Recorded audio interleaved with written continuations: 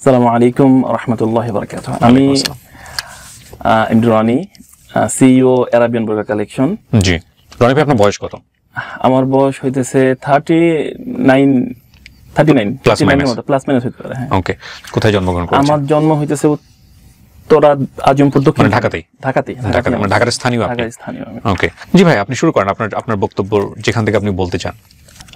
মিডিয়াতে আলোচনার অভ্যাস আমার খুবই কম।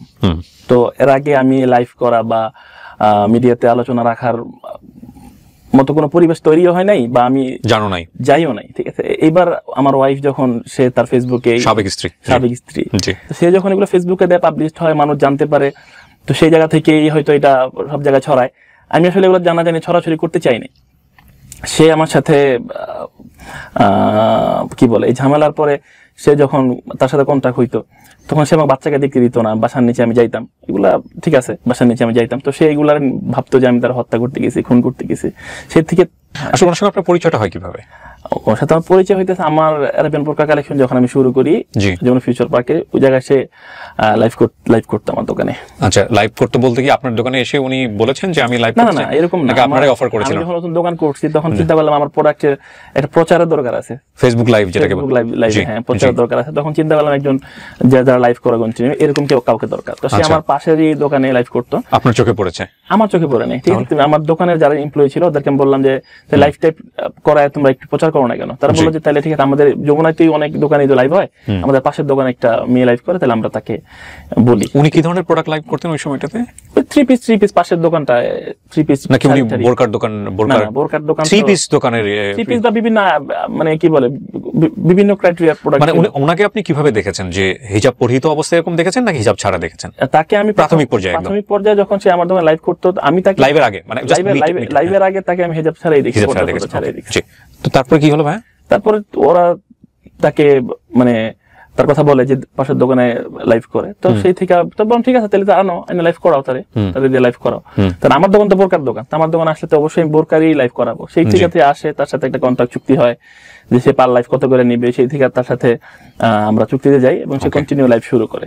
ওকে, ওই সময়টাতে আপনাদের মধ্যে একটা সম্পর্ক তৈরি হয়? দোকানে আসে, বসে যে আপনার সাথে বসলাম, কথা বলতে। কিন্তু এই সম্পর্কে তো বিয়ে শাদীতে যাওয়া যায় না, কিন্তু আমি বলতে চাচ্ছি এমন একটা সম্পর্ক যে সম্পর্কের জায়গাটা থেকে মানে দুজনের আলাদা করে একটু বসা, একটু আড্ডা দেওয়া, নিশ্চয়ই এই বিষয়গুলো ছিল আপনাদের মধ্যে? জি, সবচেয়ে বড় কথা হলো তার বাসা উত্তরাতে। যেদিন প্রথম কথা হয়েছে আমিও থাকি উত্তরাতে। জি, এটা মানে এলাকার মানুষ যখন কথা বলছে কোথায় থাকো, ঠিক আছে, সে বললো যে আমি তো উত্তরাতে থাকি। তো আমিও তো উত্তরাতে থাকি। আচ্ছা, তো উত্তরাতে থাকি, আমি থাকি 14 নম্বর, সে থাকে 12 নম্বর, তো মোটামুটি মধ্যে কাছাকাছি থাকি। সেই থেকে কথা, যখন দীর্ঘদিন লাইফ কন্টিনিউ করলো, তখন বললাম যে ঠিক আছে, চলো তাহলে একটু চা খাও, ঠিক আছে। এইভাবেই তার সাথে প্রথম পরিচয় আর কি। ওনার ব্যক্তিগত জীবন ওই সময়টাতে আপনার জানা হয়েছে? ব্যক্তিগত জীবন বলতে আসলে একদম পুরা তো জানি না। সে ডিভোর্স প্রাপ্ত ছিল, তার আগের হাজবেন্ডের সাথে তার ডিভোর্স হয়ে গেছে, তার একটা বাচ্চা আছে, তো জানতাম। কারণ সে আসতো দোকানে, আমার বোরকার দোকান তো সব মেয়ের এই দোকানে আসলে, কারণ মহিলা কাস্টমার ঢোকে, তাদেরকে ডিল করতে হয়। ছেলে বলতে ক্যাশিয়ারটাই ছেলে থাকে। তো সেও লাইভও করতো, বোরকা তো আর ছেলেরা পরে লাইভ করতে পারবে না, এই জন্য মেয়েদেরকেই লাইভ করাইতে হয়। ওকে, ওই সময়টাতে তার সঙ্গে আপনার জানাশোনা, সেটা কি শুধুমাত্র কর্মীর সঙ্গে বসের জানাশোনাই ছিল, নাকি একটা অন্তরঙ্গ তৈরি হয়েছিল? সে আমার এমপ্লয়ি, সেই হিসাবে তার সাথে প্রথম পরিচয়টা আমার। যখন সে বললো যে উত্তরা থাকে, সেই থেকে কথা হচ্ছে, দীর্ঘদিন একটা মানুষের সাথে চলতে এমপ্লয়ীদের সাথে আসলে একটা সম্পর্ক, ক্লোজ কথাবার্তা। বিয়ের অফারটা কিভাবে আসলো ভাই? বিয়ের অফারটা যখন সে বললো সে ডিভোর্সি, তার একটা বাচ্চা আছে, তখন চিন্তা করলাম যে তার তো বিয়ের প্রপোজ করতেই পারি। তো সেই থেকে আসলে চিন্তা করলাম যে আমি বিয়ের প্রপোজ করি। তাহলে এটা কেমন হয়ে গেল না বিষয়টা? মানে ডিভোর্সি একটা বাচ্চা আছে, সে কারণে আমি তাকে বিয়ের প্রস্তাব করব, যেখানে আপনার দুটো বউ অলরেডি ছিল। আমার বউ আছে বলে যে আমি আরেকটা বিয়ে করতে পারবো না, না, আমি সেটা বলছি না। আমি সেটা বলছি উইথ ডিউ রেসপেক্ট, আপনার বউ আছে বলে আপনি বিয়ে করতে পারবেন, কোনো সমস্যা নাই। আমাদের ধর্মীয়ভাবে সেটা নিয়ম আছে, রাষ্ট্রীয়ভাবেও আপনি সেটা করতেই পারেন, ওটা আপনার ব্যক্তিগত বিষয়। বাট আমাদের জায়গা থেকে একটা পারসেপশন তৈরি হয় যে সাধারণত দুটো বউ তো ঘরে আছেই, বা দুটো বউ ঘরে নাও থাকলাম, ধরেন আপনি সিঙ্গেল মানুষ, কোনো সমস্যা নেই। তো সে ডিভোর্সি এবং সে তার বাচ্চা আছে, এই অবস্থায় আপনি কারণ হিসেবে তাকে বিয়ের প্রস্তাব করছেন, কারণ হিসেবে আসলে কি কারণ? কারণ সবচেয়ে বড় কথা, উত্তরা থাকে, কথা বলতে বলতে মনে হচ্ছে না উত্তরা আরো অনেক মেয়ে থাকে যারা সবার সাথে আমার পরিচয় নাই। মানে আপনার সঙ্গে ওনার একটা ভালো আন্ডারস্ট্যান্ডিং ছিল, ভালো লাগা থেকে চিন্তা করলাম মেয়েটা দোকানে ভালো লাগা থেকে তো ভাবছি। আমি ওই ভালো লাগাটাকে ফোকাস করছি। আপনাদের বিয়ের আগে কি কোনো ধরনের প্রেমের সম্পর্ক ছিল?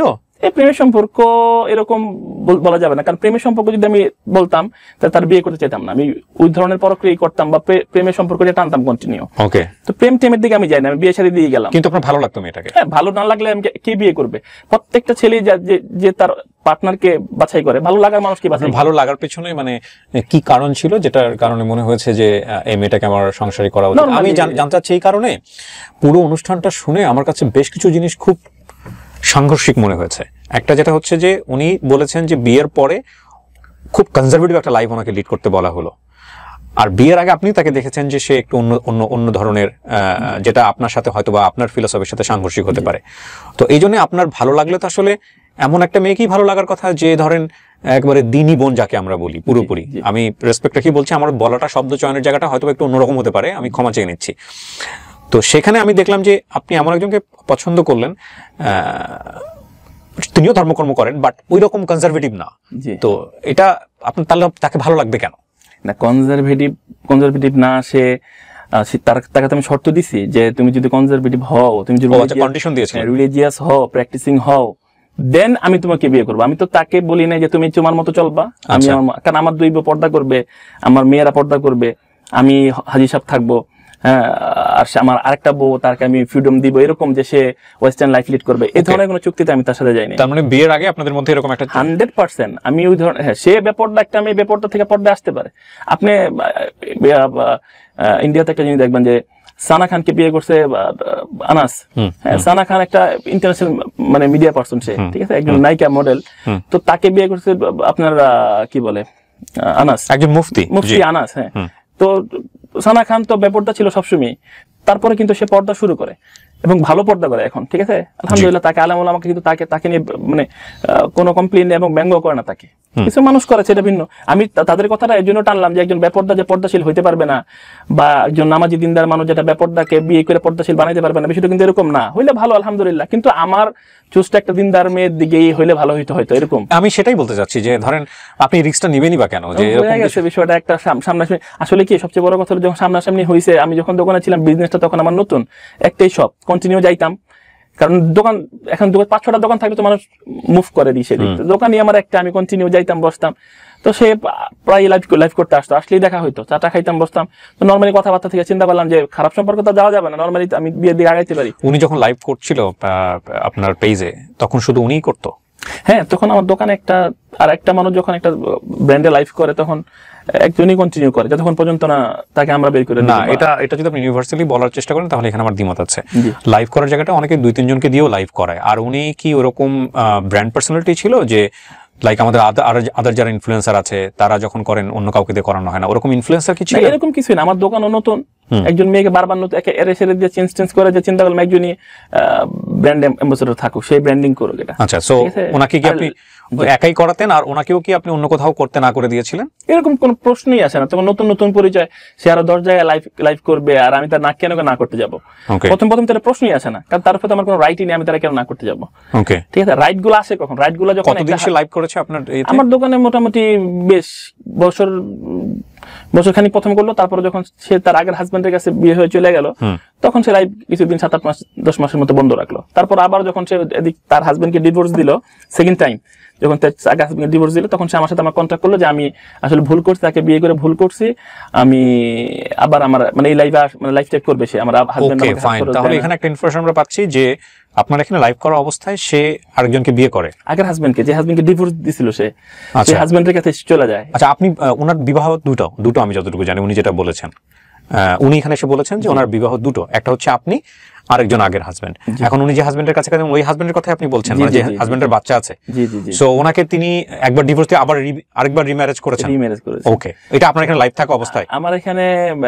আমার এখান থেকে যাই, যখন সে গ্যাপ দিল, তখন সে গেছে আসলে তাকে বিয়ে করার জন্য গেছে, তাকে বিয়ে করে সংসারে সেটেল হয়, 7-8 মাস সে সংসার করে। তারপরে তার এক টাইমে তার মনে হয় যে তার হাজবেন্ড তাকে যে কমিটমেন্ট দিয়ে নিছে, সে ভরণ পোষণ ঠিক মতো দিতেছেন, তাদের মধ্যে একটা কন্ট্রাডিকশন তৈরি হইলে, ঝামেলা তৈরি হইলে, তখন সে আবার চিন্তা করে যে না, আমি রোজি রোজগার করবো, আমি আবার লাইফ টাইপ করবো। তারপর চিন্তা বললাম যে ঠিক আছে, তুমি যদি লাইভ করতে চাও আমার দোকান, তো তুমি সবসময় লাইভ করতেই, এটা তো এরকম না তুমি অচেনা, তুমি লাইভ করো, কন্টিনিউ আসো। তখন ওই টাইম কি আপনার যে গ্যাপটা ছিল, অন্য কোনো মেয়ে লাইভ করছে আপনার? হ্যাঁ, তখন টুকটাক হয়তো ওরা এনে করাইছে লাইভ। ওকে, ঠিক আছে। তাদের মধ্যে কেউ কি এই ধরনের কোনো কমপ্লেইন করেছে আপনার এগেইনস্ট?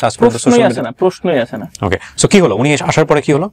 ও আসার পর লাইভ করতো কন্টিনিউত, আমি ও লাইভ করতো। এর মধ্যে ও বললো যে আগের হাজবেন্ডের কমপ্লেন গুলো দিত যে আমি ওকে বিশ্বাস করে গেছিলাম, ও আমাকে এটা দিবে সেটা দিবে, তো ও এগুলা কোনো কিছুর কমিটমেন্ট রাখতেছে না। ঠিক আছে, এগুলো সে বললাম, আমি বললাম যে কেন গেল? বললো যে আমার বাচ্চাটা আছে, বাচ্চার জন্য আমি তার কাছে গেছি।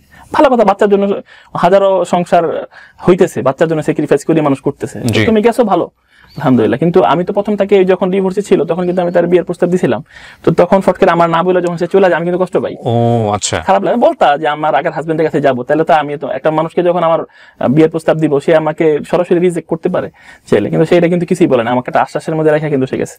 তো হাজবেন্ডের সাথে আবার তার কনফ্লিক্ট হয়েছে, ঝগড়াঝাটি হয়েছে, সাংঘর্ষিক কিছু হয়েছে করে, দেন সে আবার আসছে লাইভ করবে। তো লাইভ ওই টাইমে চিন্তা করছে যে না আমি কাজ করি, আমি এই লাইভ টাইপের জগতে থাকবো। তো দেন সে মাঝখানে যখন আসলো আইসা তার হাজবেন্ডকে সে ডিভোর্স করলো, এর মাঝখানে তার সাথে আমার কথাবার্তা হইতো। তখন আপনার একটা ভালো লাগা ছিল তার প্রতি? ডেফিনেটলি মানুষকে, আমার দোকানের সমস্ত এমপ্লয়ীদের প্রতি, যারা ছেলে মেয়ে যারাই আছে সবার প্রতি একটা ভালো লাগা, ভালোবাসা, সবার ভালো লাগা ভালোবাসা থাকে। কিন্তু ইন্ডিভিজুয়ালি সে যখন প্রথম আমার দোকানে আসে, তাকে যখন আমার বিয়ের প্রস্তাব আমি দিই, তার প্রতি তো একটা আলাদা ডিফারেন্ট তো তোমার ছিল। আপনার বিয়ের প্রস্তাব পাওয়ার পরে সে যখন তার এক্স হাজবেন্ড, আপনার কথা অনুযায়ী এক্স হাজবেন্ডের কাছে গিয়ে আবার সংসার করা শুরু করলো, তারপরে যখন সে ওটা আবার ছেড়ে আপনার দোকানে আসতে যাচ্ছে, তখনও আপনি তাকে নিয়ে চিন্তা করছেন ডেফিনেটলি যে না তাকে আমি বিয়ে শাদী করবো? না, তখন আসলে সে যখন আইসা আবার যখন তার প্রবলেম গুলো সে আমাকে মানে রিপ্লাই করলো, আবার সে আগের প্রবলেম গুলো, যে এই প্রবলেম গুলো হইতেছে, আমি তার ডিভোর্স দিয়ে দিব, ছেড়ে দিব, তোমাদের ব্যাপার, তোমরা যা করতেছো, আপনার কোনো হাত ছিল না ওখানে? ও একটা ম্যাচিউরড মেয়ে, ও একটা জ্ঞানী মেয়ে। আপনি তো তাকে আশ্বাস দিয়েছেন বা ইনফ্লুয়েন্স করেছেন, এরকম করেছেন কিনা? মানে আমি তাকে আশ্বাস দিব কেন? মানে তার হাতে যেহেতু অপশন আছে, তো মানুষের আশ্বাস যাবে কেন? যেহেতু আমার হাতে সচেতন, সে তার আগে যে আমার কাছে এভিডেন্স গুলো আছে, তার যে লোকের কথা আমি বলতেছি, এই লোকের আগেও কিন্তু তার বিয়ে হয়েছিল। আপনি কনফার্ম 100% আমার এভিডেন্স আছে, এই লোকের আগেও তার বিয়ে হয়েছিল। আমি তো এখানে এভিডেন্স ছাড়া কথা বললে আপনারা তো মানুষ কি বলবো আমার? তাহলে প্রথম দিন তো লাইভে এসে জাস্ট আমি আমার বিষয়গুলো সে যেভাবে বলতেছিল, তখন তো লাইভে এসে আমার কথাগুলো বলতে হয়েছে যেন মানুষ অন্তত বুঝে দেয় না এখানে কিছু আছে, কথা আছে। তো এর জন্য সে, আচ্ছা, এই যে আগেও আরো বিয়ে ছিল, এটা আপনি জানছেন কি ওনাকে বিয়ের পরে না বিয়ের আগে? বিয়ের পরে। ও আমার সাথে এগুলো সম্পূর্ণই গোপন করে গেছে, গোপন করে স্কিপ করে গেছে। উনিও তো বলেছে যে আপনার বিয়ের ব্যাপারে যে উনি একটা বলেছেন, উনি পরবর্তীতে জেনেছে আপনি আরো একটা। আমি প্রায় 18 বছর 17-18 বছর বয়সে আমি বিয়ে করছি। ঠিক আছে, আমার বাচ্চা কাচ্চা নিয়ে আমি দোকানে আসতাম, তারা উদ্বোধন করতো, আসতো, যমুনাতে থাকতো, দোনো নিয়ে আমি যমুনাতে আসতাম। সেইগুলো সব দেখে শুনি, এগুলোর অ্যাভেলেবেল ভিডিও আমার কাছে আছে। ও যদি চাই এগুলো আমি পাবলিশ করতে পারি, আপনাদেরকে দিতে পারি। ও দেখেই বিয়ে করছে। এখন আসলে মিডিয়ার সামনে কথা বলতে গেলে, নিজেকে বাঁচাইতে গেলে তো 2-4টা কথা এদিক সেদিক করে সে বলবে। এখন আমি আসলে তার প্রতি রেসপেক্ট এখনো আমার আছে, তার প্রতি রেসপেক্ট আছে, তার প্রতি ভালোবাসা আছে, কারণ সে আমার সন্তানের মা।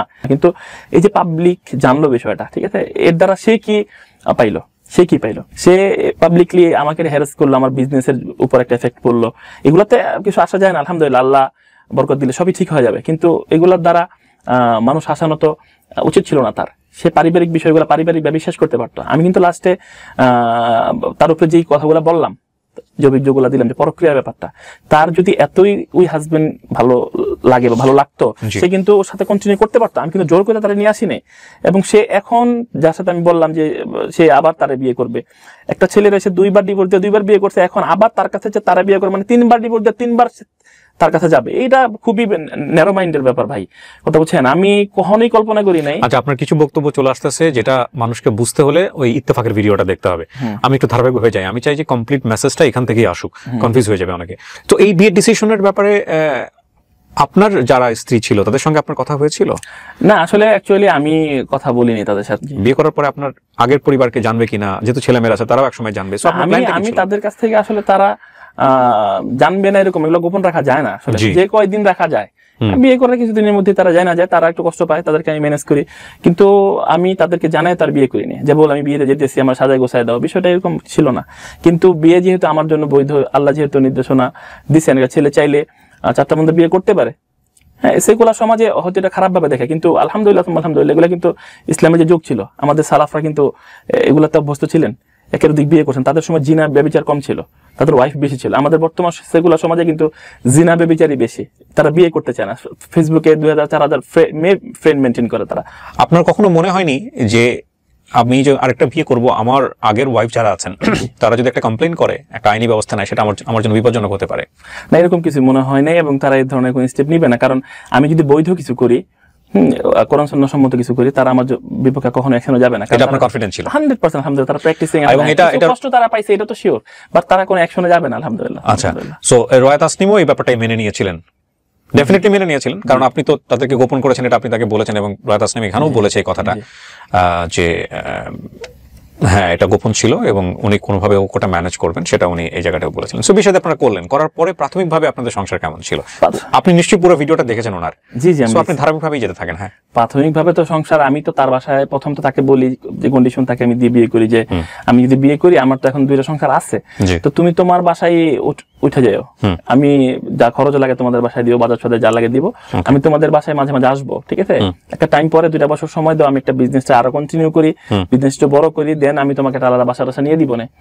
তো সে তাদের বাসায় আসলে ওঠার কিছুদিন পরে তার মার সাথে তার একটা দ্বন্দ্ব হয়, ঝগড়া হয়, ভালোই ঝগড়া থাকে, এই মা মেয়ের ঝগড়া, এর মাঝখানে আমি পড়তে চাই না। আচ্ছা, তো সে একদিন রাগ করে কান্নাকাটি করে রাতে বলে যে আমি থাকবো না এই বাসায়, মহিলার সাথে আমি থাকবো না, আপনি আমাকে বাসা নিয়ে দেন। ওনার আম্মার সাথে ঝগড়া ছিল, ঝগড়া লাগে, বাসা নিয়ে দেন, আপনি আমার বউ, আপনার বউ আমি, ঠিক আছে? তো আপনার হাজবেন্ড, আমি আর কার কাছে বলবো? তো আপনার কাছে আমি আমার সমস্যার কথা বললাম, যদি আমারকে বাসা না নিয়ে দেন আমার 2 চোখ যদি আমি চলে যাবো। তো তার আবার কথা বললো, কান্নাকাটি করলো। প্রথম রাতটা বুঝা রাখছিলাম, সেকেন্ড রাতে সেম কান্নাকাটি করলো। পরে ভাবলাম যে স্টুডেন্টের মতো তো তার একটা বাসা নিয়ে দিতে হয়, দেন আমি তার একটা বাসা বলে ঠিক আছে তাহলে বাসা নাও। পরও খুঁজা 12 নম্বর সেক্টরি কাছাকাছিতে একটা বাসা ভাড়া নিল 4 তলায়। তো এটাতেই প্রথম বললো যে ঠিক আছে অ্যাডভান্সে টাকা দেন, টাকা দিলাম, যে ফার্নিচার টাকা দেন, তো টাকা দিলাম, সেগুলো কিনে টিনে টুকটাক বাসা সাজাইছে, সব ছবি আছে, এগুলো সব ভিডিও টিডিও আমার কাছে আছে আলহামদুলিল্লাহ, যে আমার বাসা নিয়েছি, ও নিতেছে, অ্যাডভান্সের ডিটি সবই আছে আলহামদুলিল্লাহ। তো তাকে আমি একটা সুন্দর সংসার দিছি। বাচ্চা নিয়ে আপনাদের মধ্যে আন্ডারস্ট্যান্ডিংটা কি ছিল? বাচ্চা মানে তার আগের ঘরের যে বাচ্চাটা? বাচ্চা তার আগের ঘরের বাচ্চা দেখেই তো আমি তার বিয়ে করছি, এবং সেই বাচ্চা তো এরকম না যে আমার বাচ্চা 7-8টা বাচ্চা এগুলো তার কাছে থাকবে, এরকম না বিষয়টা। তাকে বিয়ে করছি, তার বাচ্চা আমার কাছে থাকবে, এবং তার বাচ্চা আমাকে বাবা বলে ডাকতো। তার বাচ্চা বলো কেন, আমারই বাচ্চার মতো, আমারই বাচ্চা, তো বাবা বলে ডাকতো। তাকে আমি প্রচন্ড আদর করতাম, কখনো একটা ধমকও দিইনি। আল্লাহ তো দেখছেন আলহামদুলিল্লাহ, বাদাল মাউত তো আল্লাহ এগুলো বিচার করবেন। আজকে দুনিয়ার মানুষ বিচার করতেছে, যে একটা কমেন্টস করতেছে, এগুলা কোন এফেক্ট ব্যক্তি জীবনে মানুষের টুকটাক পড়লে ওগুলা একসময় ভুলে যায় মানুষ, কিন্তু আল্লাহ তো আল্লাহর খারাপ থেকে কখনো এগুলো যাবে না। তার মেয়ের সাথে আমি কখনোই খারাপ বিহেভ করিনি, এবং তার বাচ্চাটা আমি ভালোবাসতাম, প্রচন্ড ভালোবাসতাম, ভালো এখনো বাসি। বাচ্চা মানুষ, তার সাথে আমার কেন দ্বন্দ্ব হবে? সে আমার কাছে সর্বোচ্চ কি যাবে, একটা চিপস, একটা চকলেট, এই তো। তার সাথে আমার কোনো ব্যক্তিগত দ্বন্দ্ব নেই। আর আমি তার বাবার কাছে যাইতো, তারা কখনো না করিনি ভাই। তার বাবা রাইট আছে তার সন্তানকে দেখার, আমি সবসময় বলতাম যে তুমি তোমার বাচ্চাকে তার কাছে পাঠাও।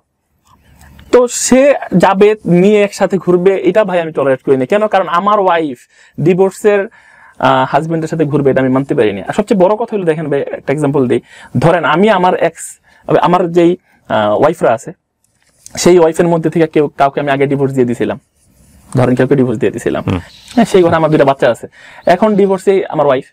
তো ধরেন 5-6 মাস ওকে বিয়ে করার 5-6 মাস পরে, 1 বছর পরে তার সাথে আমি বাচ্চার জন্য দেখা করতে যাই, সেই গেলে কখনো মেনে নিত? আপনি তাকে ডিভোর্স দিয়ে দিয়েছেন, তার সাথে আপনি কেন দেখা করতে যান? এটা আপনি জানলেন কবে? জি, বিয়ের পরে যে উনি দেখা করতে যায় ওনার আগের হাজবেন্ডের সঙ্গে। এটা আমি মিডিয়াতে এই পর্যন্ত একবারও বলি নাই। বিয়ের একদম পরপরই একদিন তার বাচ্চা রাতে বেলায় অসুস্থ হয়ে যায়, বমি করে। তো সকালে সে আমাকে বলে, রাতেই বলে যে বমি করে, জ্বর আসছে।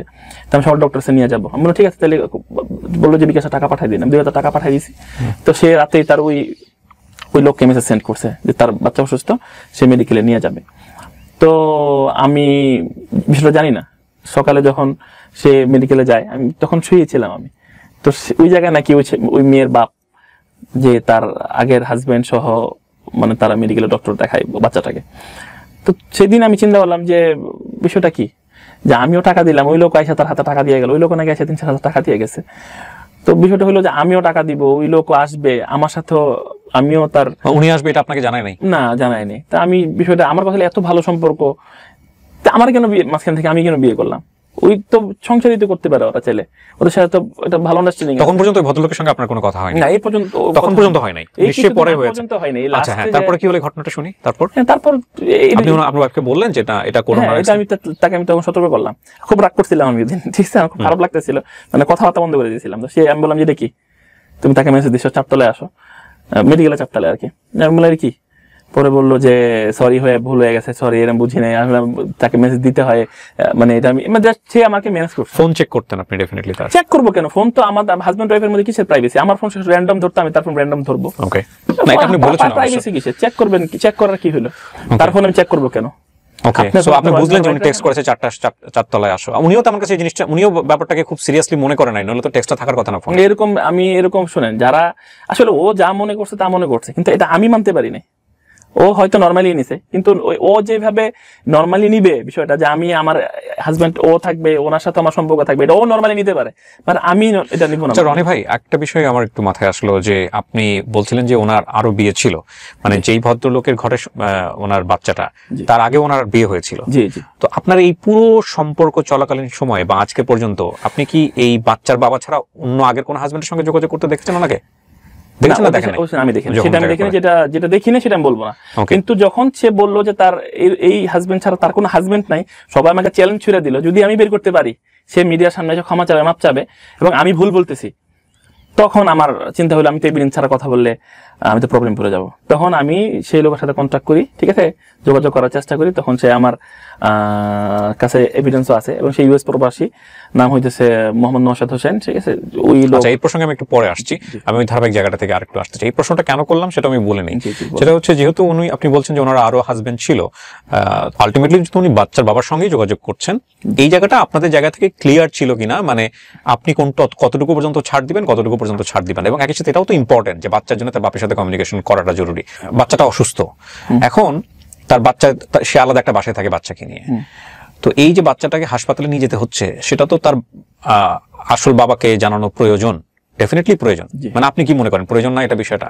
আচ্ছা, প্রয়োজন, কিন্তু তাকে যখন আমি বিয়ে করছি, সে তার এই কথাটা মাথায় আগে নিতে হবে মানুষের, বা আপনাকে মাথায় দিতে হবে, তার ওই হাজবেন্ডকে সে এই পরিমাণে ঘৃণা করে যে বাচ্চার খরচ দেয় না, বাচ্চার ট্রিটমেন্ট করায় না, বাচ্চার এই প্রবলেম দেখায় না, সেই প্রবলেম দেখায় না, তার সাথে আসলে তার সাথে তো তার হইতেই আছে না, সে তাকে ঘৃণা করে, সে বা লোকই ভালো না, সে ড্রিঙ্কস করে, রাতে আসে, এই করে সেই করে, এত প্রবলেমের মানুষটা, এই বাচ্চার খরচ টরচ দেয় না, এত প্রবলেম দেখি তো তার সাথে আমার বিয়ে সাথে সম্পর্কটা হইলো।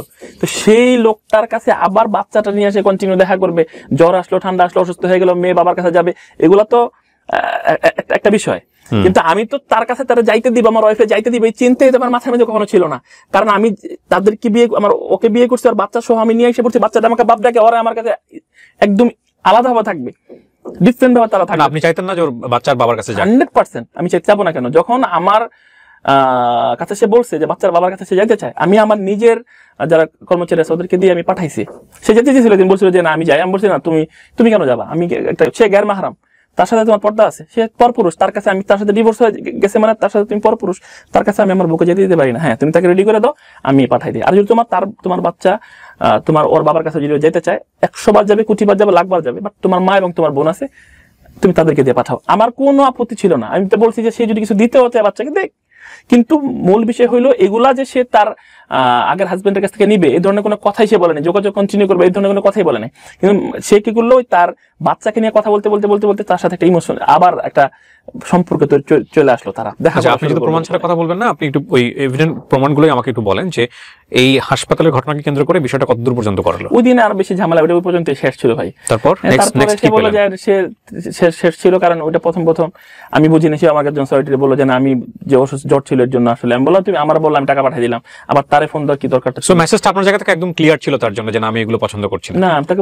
স্পষ্ট বলে দিলাম যে তুমি এটা কি করলা, তুমি তাকে ফোন দিবা কেন? তোমাকে আমি বিয়ে করে ফেলেছি, সম্পূর্ণ দায়িত্ব আমার, এবং খরচ যা বহন করতে আমি বহন করব, এবং তুমি যখন বাচ্চার কথা বলো যে কোনো খরচ লাগবে, আমি কি কখনো না করছি যে আমি দিব না? সবই তো আমি দিতেছি, তাহলে তুমি তারাই কেন ফোন দিতে গেছো? ঠিক আছে, আমি যদি না দিতাম তাহলে তুমি একটা বিষয় ছিল যে আমি দেই না এর জন্য গেছি, তো তুমি এই দিক থেকে খরচ নিবা, সেদিক থেকে খরচ নিবা, এটা বিজনেসের মতো হয়ে গেল না ভাই? আর সে তো তার সাথে মানে গার মাহারাম, আমি গার মাহারামের সাথে তো আমার ওয়াইফে রেগুলার থাকতেন আপনার বাসাতে? না, আমি রেগুলার কিভাবে থাকবো? কারণ আমার তো একের অধিক ওয়াইফ আছে, আরো অন্য ঘরে বাচ্চা আছে, এটা কোনোদিনই মেনটেন করা সম্ভব না যে আমি এই বাসায় কন্টিনিউ থাকবো, এটা কেউই থাকতে পারবে না। তো থাকা সম্ভব ছিল না, এটা কিভাবে সম্ভব, কি পসিবল যে আমি কন্টিনিউ ও বাচ্চা থাকবো? কারণ আমার আরো বাচ্চা, অন্য ফ্যামিলিতে বাচ্চা আছে, তাদের কথা আমার দেখাশোনা করতে। তখন যারা দুজন বিয়ে করছি তখন তো একবার আমার বাচ্চা ছিল না, সে তার বাচ্চাকে নিয়ে থাকবে, তার আল্লাহ বাসে নিয়ে দিছি, তার ভরণ পোষণ খাবার দাবার ইচ এন্ড এভরিথিং আমি দিয়েছি। তার যে বাচ্চাকে নিয়ে সে বিয়ে বসে তাকে আমি মাদ্রাসায় বন্ধে ভর্তি করে দিয়েছি। আমরা যদি একটু মানবিকভাবেও যদি চিন্তা করি, একটা মানুষ একটা ভিন্ন পরিবেশ থেকে আসছে, এখন সে তো রাতারাতি পরিবর্তন হতে পারবে না, তাকে তো সময় দিতে হবে। তো এই যে ধরেন কনজারভেটিভনেস নিয়ে বলেন, বা তাকে আপনি যে লাইভ থেকে বন্ধ করে দিলেন, ফেসবুকে লাইভ করা, তুমি আমার ওয়াইফ এখন সো আর লাইভে যেতে পারবা না, বন্ধুদের সাথে আড্ডা দিতে পারবা না, যেখানে যাও আমার পরামর্শ নিয়ে যেতে হবে, তো উনি তো এগুলোতে সফোকেটিং ফিল করবেন, দম বন্ধ হয়ে আসার মতো একটা অবস্থা তৈরি হবে। একটা জিনিস হচ্ছে যে আমি জানি না, আমি ধর্মীয়ভাবে খুবই কম জানা একটা মানুষ ভাই, আপনি আমার মাদ্রাসা লাইনে পড়াশোনা করছেন, আপনি অনেক জানেন, আমার কথা আমি বিনীতভাবে আপনাদের কাছ থেকে ক্ষমা চাই, যদি ভুল হয়ে থাকে আমাকে কারেকশন করে দিন। আমাদের ইসলামেও তো একটা খুব সুন্দর পদ্ধতি আছে, হুইচ ইজ কল হিকমা, মানে কাউকে দাওয়াত দিতে হলে বা কাউকে যদি আমরা আমাদের ইজমের মধ্যে নিয়ে আসি, তাহলে খুব সুন্দর কিছু পদ্ধতি আছে, সেগুলো দিয়ে আস্তে আস্তে বুঝিয়ে বুঝিয়ে বুঝিয়ে বুঝিয়ে সুন্দর করে নিয়ে আসা যায়। তো এটা এরকম হয়ে গেল কিনা, আপনি জীবন আপনি ভালো জানবেন, যে খুব রাতারাতি আপনি তাকে চাপ দিয়ে ফেললেন, সবকিছু বন্ধ করে দিলেন, সে তো সফোকেটেড হয়ে যাবে। কোশ্চেন করেন ভাই, সমস্যা নাই। না ঠিক আছে, তো সেই জায়গা থেকে সে অনেক বেশি সফোকেটেড হয়ে যাবে কিনা, মানে যে ঠিক আছে একটা মানুষ আপনি তাকে দেখছেন একটা ডিফারেন্ট এনভায়রনমেন্ট, সে বড় হয়েছে, তার ছোটবেলা থেকেই চলা ছিল এরকম, এখন সেই মানুষটাকে আপনি এসে যদি রাতারাতি পরিবর্তন করে দিতে বলেন যে তুমি চোখ ছাড়া অন্য কিছু দেখাতে পারবে না বাইরে, আমি আবারও বলছি ভাই, আমি ধর্মের প্রতি রেসপেক্ট রেখে এই প্রশ্নগুলো করছি, কিন্তু এগুলো আমাদের বাস্তবতা। হ্যাঁ, উনি চাইলে হাজবেন্ডের অধিকারের জায়গা থেকে ধর্মীয় হবে সেটা পারেন, কিন্তু সিচুয়েশনটাকে আমরা উই ক্যানট ডিনাই। সো একটা মানুষ এটা তো অ্যাকসেপ্ট করতেও সময় লাগে, প্র্যাকটিস করতেও সময় লাগে। আমি আসলে অ্যাকচুয়ালি বলি, আমি যখন তাকে বিয়ে করি, বিয়ের আগে আমি হজে যাই, উমরা গেছিলাম আমি। আচ্ছা, তো তাকে বিয়ে করবো কিনা এটা নিয়ে আমার কনফিউশন ছিল, কারণ আমার দুই বউ পর্দা করে, আমার পুরো ফ্যামিলি সবাই মাদ্রাসায়, বাচ্চারা সবাই মাদ্রাসায় পড়াশোনা করে। তো আমি জানি যে তাকে যদি আমি বিয়ে করি, সে যদি প্রপারলি পর্দা না করে, মানুষ আঙ্গুল উঠাবে আমার দিকে, কারণ টুকটাক মানুষের সাথে চলতে হয়, যাদের সাথে চলি টুকটাক আলেম ওলামাদের সাথে চলি, ভালো মানুষের সাথে চলার চেষ্টা করি। হ্যাঁ, আমার মধ্যেও অনেক ভুল ত্রুটি আছে, আমি যে গুনার সাথে বা আমার যে কোনো ভুল নাই এরকম না, গুনার সাথে মানুষ নাই পৃথিবীতে। নবী সাল্লাল্লাহু বলছেন যে কুল্লু বানি আদম খাত্তাউন, প্রত্যেক বনি আদমই ভুল করে, প্রত্যেক বনি আদম ভুল করে, আদম সন্তান ভুল করবে, আমাদের আদি পিতা আদম আলাইহিস সালাম ছিলেন, উনি ভুল করছেন, আল্লাহর নির্দেশকে ভুলে গেছিলেন। তো মূল বিষয় আমি তারই তো সন্তান, ভুল আমার হইতেই পারে। তো আমি যখন মদিনাতে যাই, হজ শেষ করে যখন মদিনাতে যাই, তখন তার সাথে আমার কথায় ফোন দেয় আমারে, তো তার সাথে বিয়ের কমিটমেন্ট ছিল তখন, যে আমি হজ থেকে আইসা সিদ্ধান্ত নিব। তো ওই জায়গা থেকে আমি আমার খারাপ লাগতে থাকে বিষয়টা, যে ও তো পর্দা করে না, আমি তার আসলে কি পরিচয় দেবো সমাজে, কারণ আমার কাছে দাঁড় করাইতে হবে, আমার আরো আদার্স ফ্যামিলির মানুষ আছে, তারা তো বলবে যে তোর সব একরকম, সব মানুষ একরকম, সবাই তো একভাবে বলস, আর তারে তুই এইভাবে ছেড়ে রাখছিস কি, আর আমি নিজেও তো দায়ী হবো, আল্লাহর কাছে আমারও জবাব দিয়ে আছে। একটা মানুষ তো তার ওয়াইফকে, তার মেয়েকে, তার বোনকে যদি পর্দার কথা না বলে, সে দায়ী হবে, আমার তো পরকালে জবাব দিতে আছে। দুনিয়াতে হয়তো আমাকে দু একজন মানুষ বললে আমি স্কিপ করে গেলাম, বাট মৃত্যুর পরে তো আমি পারি না বিষয়টা, আল্লাহর সামনে পারবো না, কেউই পারবে না আল্লাহর সামনে যে কথা বলতে। তো ওই দিক থেকে আমি তার কোশ্চেন করি যে দেখো, আমার তোমার সাথে আমার যায় না, তোমার সাথে আসলে আমার যায় না।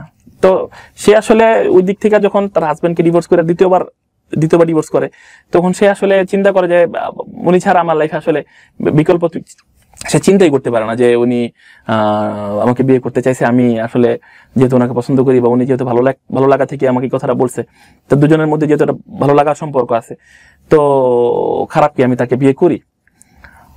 সেদিক থেকে বলছে যে আপনি যদি, আপনি হাজি মানুষ, আপনি হজ করতেছেন, আমি কি চাবো আপনি ছোট হন মানুষের কাছে? হ্যাঁ, যদি আপনার ওয়াইফ খুব জোর করেছেন কিনা, খুব প্রেসার দিয়েছেন কিনা, আমি একটু বলি। তখন সে বলে যে আমি পর্দা করব, আমি হেজাব কিনছি, ওড়না ঠোনলা মিলে কিনে নিয়ে আসি, আপনি হজ থেকে আসলে আমি সারপ্রাইজ দিতাম। তো দেন আমার ভালো লাগে যে আলহামদুলিল্লাহ একটা বেপর্দা মানুষ পর্দা আমার জন্য পর্দা করবে, আলহামদুলিল্লাহ। আমি তো আমার বিয়ার্ড আছে, আলহামদুলিল্লাহ। আমি সালাত 5 ওয়াক্ত সালাত আদায় করি, আলহামদুলিল্লাহ আলহামদুলিল্লাহ। ভুল ত্রুটি তো মানুষের আছেই ভাই। তো সেই যখন এগুলো বললাম আমার ভালো লাগলো, আমি বললাম যে ঠিক আছে আলহামদুলিল্লাহ, তাহলে তো ঠিক আছে, মনের মধ্যে শান্তি লাগলো যে আমি এটা পর্দা যদি করে তাহলে প্রবলেম নেই। দেন আমি কিছু গোল্ড টোল কিনলাম, দিক থেকে কিছু চুরি চেন ব্রেসলেট কিনা, দেন আমি দেশে আসলাম। আসার পরে তো বিয়ে করলাম তারে। তো বিয়ে করার পর সেও কিন্তু আসলে স্বীকার করছে, আপনার প্রোগ্রামে স্বীকার করছে যে আস্তে আস্তে আস্তে আস্তে সে আমার প্রতি চাপটা ক্রিয়েট করে। আচ্ছা, সে চাপ হিসেবে নিচে বইলা,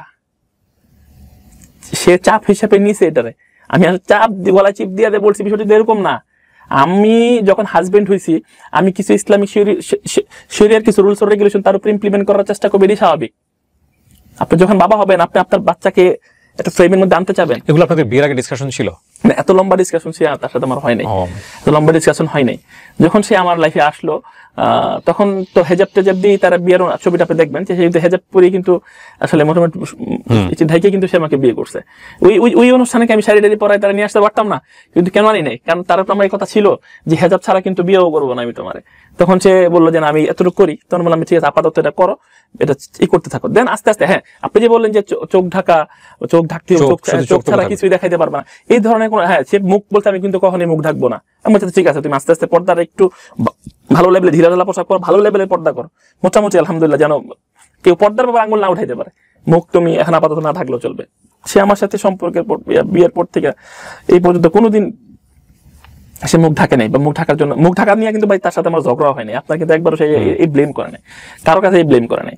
হ্যাঁ, তাকে আমি পর্দাপোষিতার ব্যাপারে সবসময় নির্দেশনা দিতাম, কারণ কোরআন কি বলছে, কোরআন বলছে ও আনফুসাকুম, তুমি তোমাকে বাঁচাও, ও আহলিকুম, তোমার পরিবারকে বাঁচাও। ও আনফুসাকুম ও আহলিকুম নারা, তুমি নিজেকে জাহান্নামের আগুন থেকে বাঁচাও, তোমার পরিবারকে জাহান্নামের আগুন থেকে বাঁচাও। তা আমি আমার পরিবারের প্রতি আমার কেয়ার থাকবে, এটা তো স্বাভাবিক। এখন আমি যদি তারে মানে নির্দেশনা না দেই, পর্দার নির্দেশনা না দিই, তো আল্লাহ আমাকে পানিশমেন্ট দিবেন, আমাকে দায়ী হিসাবে গণ্য করবেন হাসরের ময়দানে। আমার ব্যাপারটা তো মানে সেই চাপ দেওয়াটা কত মানে এক্সট্রিম ছিল, মানে আমি এক্সট্রিম বলবো কিনা জানি না, মানে সেই চাপ দেওয়াটার লেভেল কতটুকু ছিল, লাইক তার জন্য কি আপনি কখনো তার গায়ে হাত তুলতেন? না, প্রশ্নই আসে না। আমি তার গায়ে আসলে আমরা দুজন সংসার করছি, আমরা একটা ছাদের নিচে ছিলাম, আমরা এক ঘরে ছিলাম, আমি তাকে মারছি কি মারি নাই, আমি তাকে টর্চার করছি কি করিনি, এটা একমাত্র আল্লাহ ছাড়া কেউই দেখেনি ভাই। এখন সে এসে বলবে আমাকে টর্চার করছে, আমি বলবো করি নাই, এটা আসলে একটা তর্ক বিতর্কের মতো হয়ে যায় বিষয়টা। আমি আসলে কখনো করি নাই, তাকে টর্চার করি না, সেও নিজেও জানে, আল্লাহ জানে আমি তাকে কখনো টর্চার করি নাই। এই ব্যাপারে আমি কোনো এভিডেন্স দিতে পারবো না, যেহেতু কোনো সিসি ক্যামেরা ফুটেজ নাই, ঠিক আছে, যে আমি তাকে কোনো মারিনি, কিন্তু আমি তাকে মারি নাই ওখানে। পর্দার জন্য আসলে দিনের প্রচার তো জোর করা হয় না ভাই, ঠিক আছে, দিনের প্রচারটা বা দিন কেউ ইমপ্লিমেন্ট করলে জোর করা হয় না, এটা যে খুব হাইপ যে কথা বলে হিকমা উইজডমের সাথে যে মানুষকে বুঝাইতে, বিষয়টা কিন্তু আমি জানি। হ্যাঁ, যদিও দাওয়াতের এক্সাক্ট এবং প্রপার সিস্টেমটা হয়তো আমরা প্র্যাকটিস করি না, বা বলতে গেলে ওই কাজটা করতে গেলে আমাদের এক্সাক্ট ভাবে আসবে না। মুহাম্মদ সাল্লাল্লাহু আলাইহি ওয়াসাল্লাম কিন্তু খুবই সূক্ষ্মভাবে এই কাজগুলো করতেন, সাহাবা আজমান কিন্তু খুব সূক্ষ্মভাবে এই কাজগুলো করতেন, এবং খুব ভালো রেজাল্ট কিন্তু তাদের মধ্যে আসছে।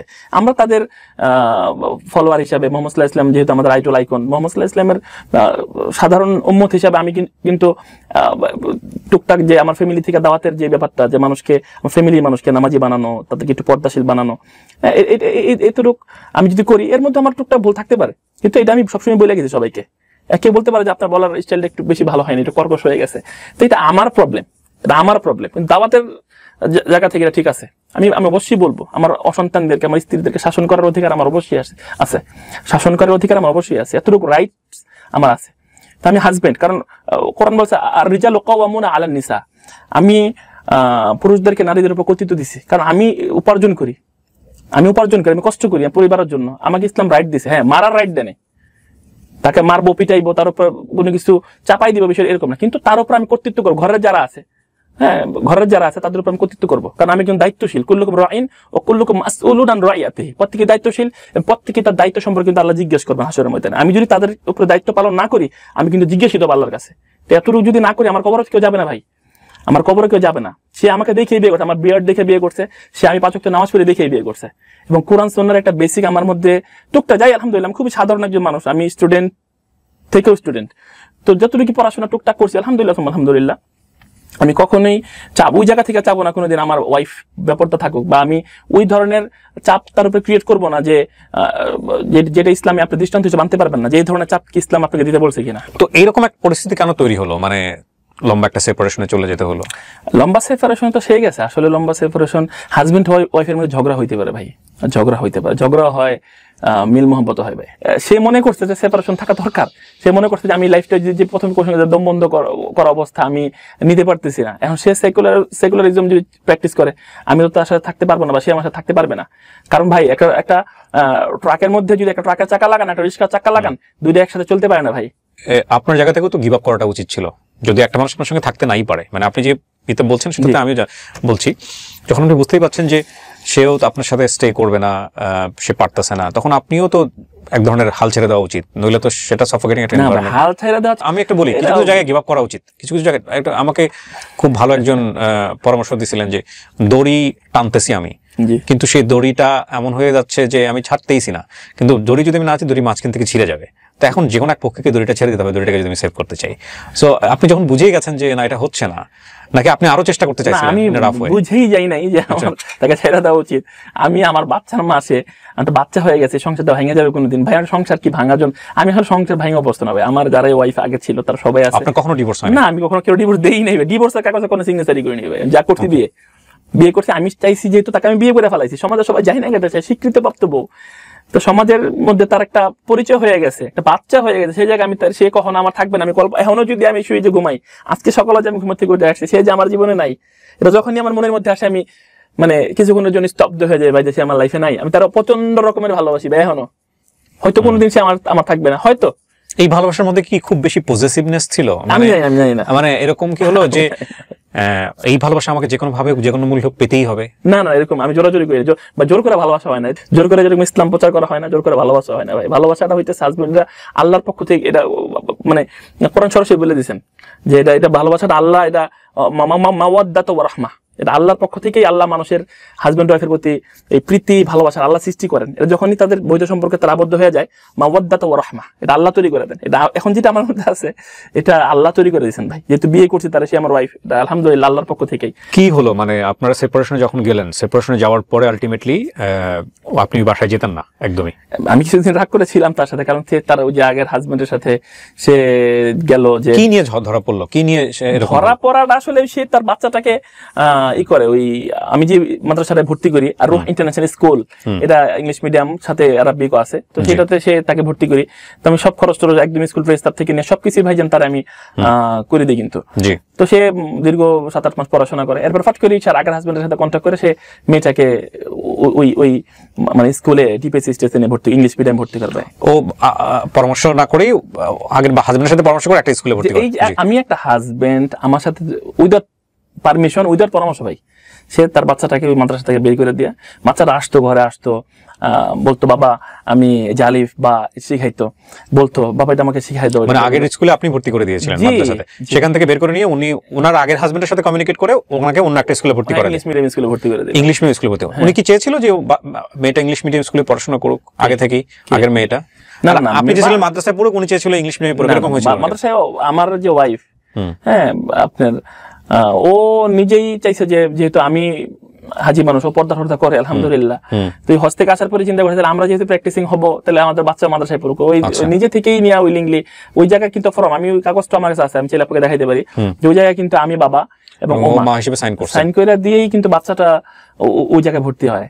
কিন্তু এই 7-8 মাস পড়াশোনা করে কিন্তু তারপরে নিয়ে এসে যে ইংলিশ মিডিয়াম স্কুলে ভর্তি করলো, এটা আমাকে জানায়নি। এবং তারা যে ওই জায়গায় আপনার গার্জিয়ান হিসেবে যে গেল তারা প্যারেন্টস মিটিং এ, এটাও তো আমার জানায়নি। এবং আমার তো খুবই খারাপ লাগছে যে আমার বউ, ঠিক আছে, বাচ্চা আমি বাবা ডাকতেছে, সে তার প্রতি একটা ফিলিংস তৈরি হইতেছে আমার ঘরে, আমি পড়াশোনা, সেই বাচ্চারা সে দোয়া টোয়া বলে, খাবার দোয়া বলে, হ্যাঁ, তো আমার ভালো লাগে দোয়াগুলো। আমি যখন শুনি তার মুখে বারবার বলতে থাকে, মাদ্রাসা থেকে পড়াই দেয়, সে ঘুরঘুর করে এগুলো বলতে থাকে, আলিফ বা তাসা বলতে থাকে, বিভিন্ন কথা আমার ভালো লাগতে থাকে আলহামদুলিল্লাহ। এর মাঝখানে মেয়েটাকে নিয়ে আসে ইংলিশ মিডিয়াম স্কুলে ভর্তি করলো। এখন জিজ্ঞেস করলে বলে প্যারেন্টস মিটিং এ যাই। হ্যাঁ, আমি বললাম, তারপর আমি আপনার কথা হলো কিভাবে? এই যে যেদিন আমি তারা হাতে নাতে ধরলাম, কিভাবে ধরলাম? হাতে নাতে ধরলাম বলতে তারা একদিন এই ঝামেলার পর, ঠিক আছে, ফট করে একদিন দেখলাম তারা আপনার, এর মধ্যে আমি অনেকবারই তাদেরকে দেখছি, ঠিক আছে, তাদের কথা শুনছি, তারা বেরোয় যেতে, এবং দেখছি ভিডিও ফুটেজ সব আমার কাছে ওগুলো আছে। তো তারা আপনার ওই এয়ারপোর্ট একটা মার্কেট আছে ইউনাইটেড গ্রুপের, ওই যে সেন্ট্রাল পয়েন্ট, সেন্ট্রাল পয়েন্টের টপ ফ্লোরে ফুড কোর্টে তারা খাইতে যায়। এটা আপনি নিউজ পান কিভাবে? এটা আমার লোক ছিল, কারণ আমার তো প্রুফ লাগবে, কারণ সংসার তো এটা আমি আমার বউ বাচ্চারা ছেড়ে রাখবো নাকি? আপনাদেরকে সন্দেহ করতেন? না, সন্দেহ অবশ্যই করতাম না, সন্দেহ সৃষ্টি সেই করছে। আচ্ছা, আমি আমার ওয়াইফ বা আমার পরিবারের প্রতি চেক কেয়ার থাকবে না, তাদের প্রতি আমার লোকজন, যে তারা কি করতেছে, বাসায় কোনো সমস্যা হইলো কিনা, এই লোকজন থাকবে। সে যদি আমাকে অনুমতি ছাড়া আমার বের হয়ে যায়, যদি অন্য কেউ সাথে মেলামেশা করে বা অন্য কেউ সাথে কথা বলে, এই ধরনের নিউজ আমার মানে লোকজনের কাছ থেকে আমার আসতেই পারে।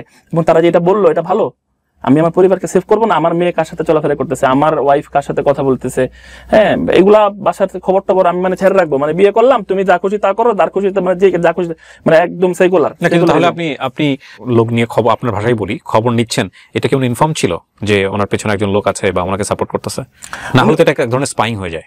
না, স্পাইং না। আমার লোকজন যারা সবসময় বাজার সদাই করতো তারাই দেখতো যে সে ভিডিওগুলো কথা বলতেছে, বা তারা যখন যাইতো কখন বেরিয়েছে তুমি ভাবি, যে হ্যাঁ ভাবি বেরিয়েছে, দারোয়ান বলতো।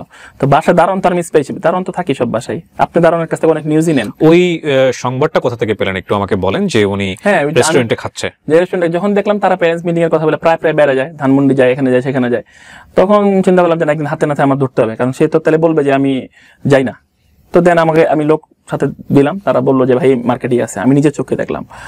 তখন আমি বললাম যে ঠিক আছে আমি আসতেছি। দেন আমি তাকে দেখে তারা এক টেবিলে বসে আছে, খাওয়া দাওয়া করতেছে তারা। তখন আমি ওই জায়গাতে তারা ভাবছিল যে আমি তাদের সাথে খারাপ ব্যবহার মানে মারামারি পর্যায়ে, আরো ভয়ঙ্কর পর্যায়ে যেতে পারতো মারামারি যদি করতাম। আমি নিজের ওই লোকও বললো যে ভাই ঝগড়াঝাটি করেন না, আমি আমার বাচ্চার জন্য আসছি ভাই, সরি আমি আর কখনো আসবো না, আমাকে মানে বিষয়টা ক্ষমা দৃষ্টিতে দেখবেন, আমি আপনার কথা দিতেছি নেক্সট আর কখনো আমাকে তার সাথে দেখবেন না।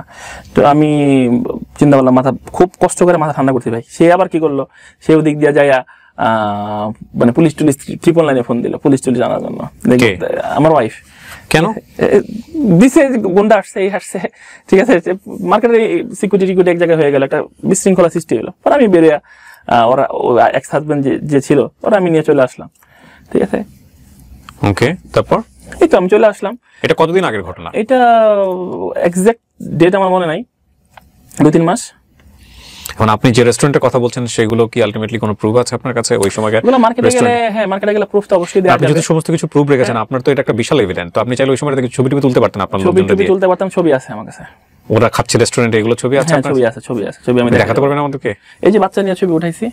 না বাচ্চা না, মানে উনি ওনার রেস্টুরেন্টে ওনার, হ্যাঁ ছবি আছে, এবং সিকিউরিটি পুলিশ যে আসছে, যে এসআই যে আসছে, যে এসআই পুলিশে তো সাক্ষী, মানে মার্কেটের সিকিউরিটি তো আছেই, আর যে দোকানে খাইছে দোকানদারই সাক্ষী। চলেন একদিন তারা আপনার হয়ে এখন কথা বলবে যদি আপনি চান। কেন বলবে না, তারা কেন বলবে না? এভিডেন্স তো এরকম মানে ভয়ঙ্কর। আমি নিজেও তো কোনো সিনকেট করি নাই, কারণ আমি পরিবারের দিকে খেয়াল করছি। তো এটা কেন বলবে না? এরকম সিনকেট করতাম, ভয় বলতো না মানুষ। আমি তো নর্মালি ডিল করলাম বিষয়টা। এটা বিয়ের কতদিন পরের ঘটনা?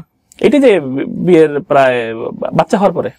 তার মানে আপনাকে এটা না জানিয়ে সে করেছে? হ্যাঁ 100% আমাকে জানা যাবে। সে ওকে, জানাইতে একবার হচ্ছে যে প্যারেন্টস মিটিং এসে জানাই নাই, বাচ্চা ভর্তি করতে জানাই নাই, বিভিন্ন জায়গায় ঘুরতে গেছে তারা জানাই নাই, এসে বসুন্ধরা সিটিতে শপিং এ গেছে তারা জানাই নাই।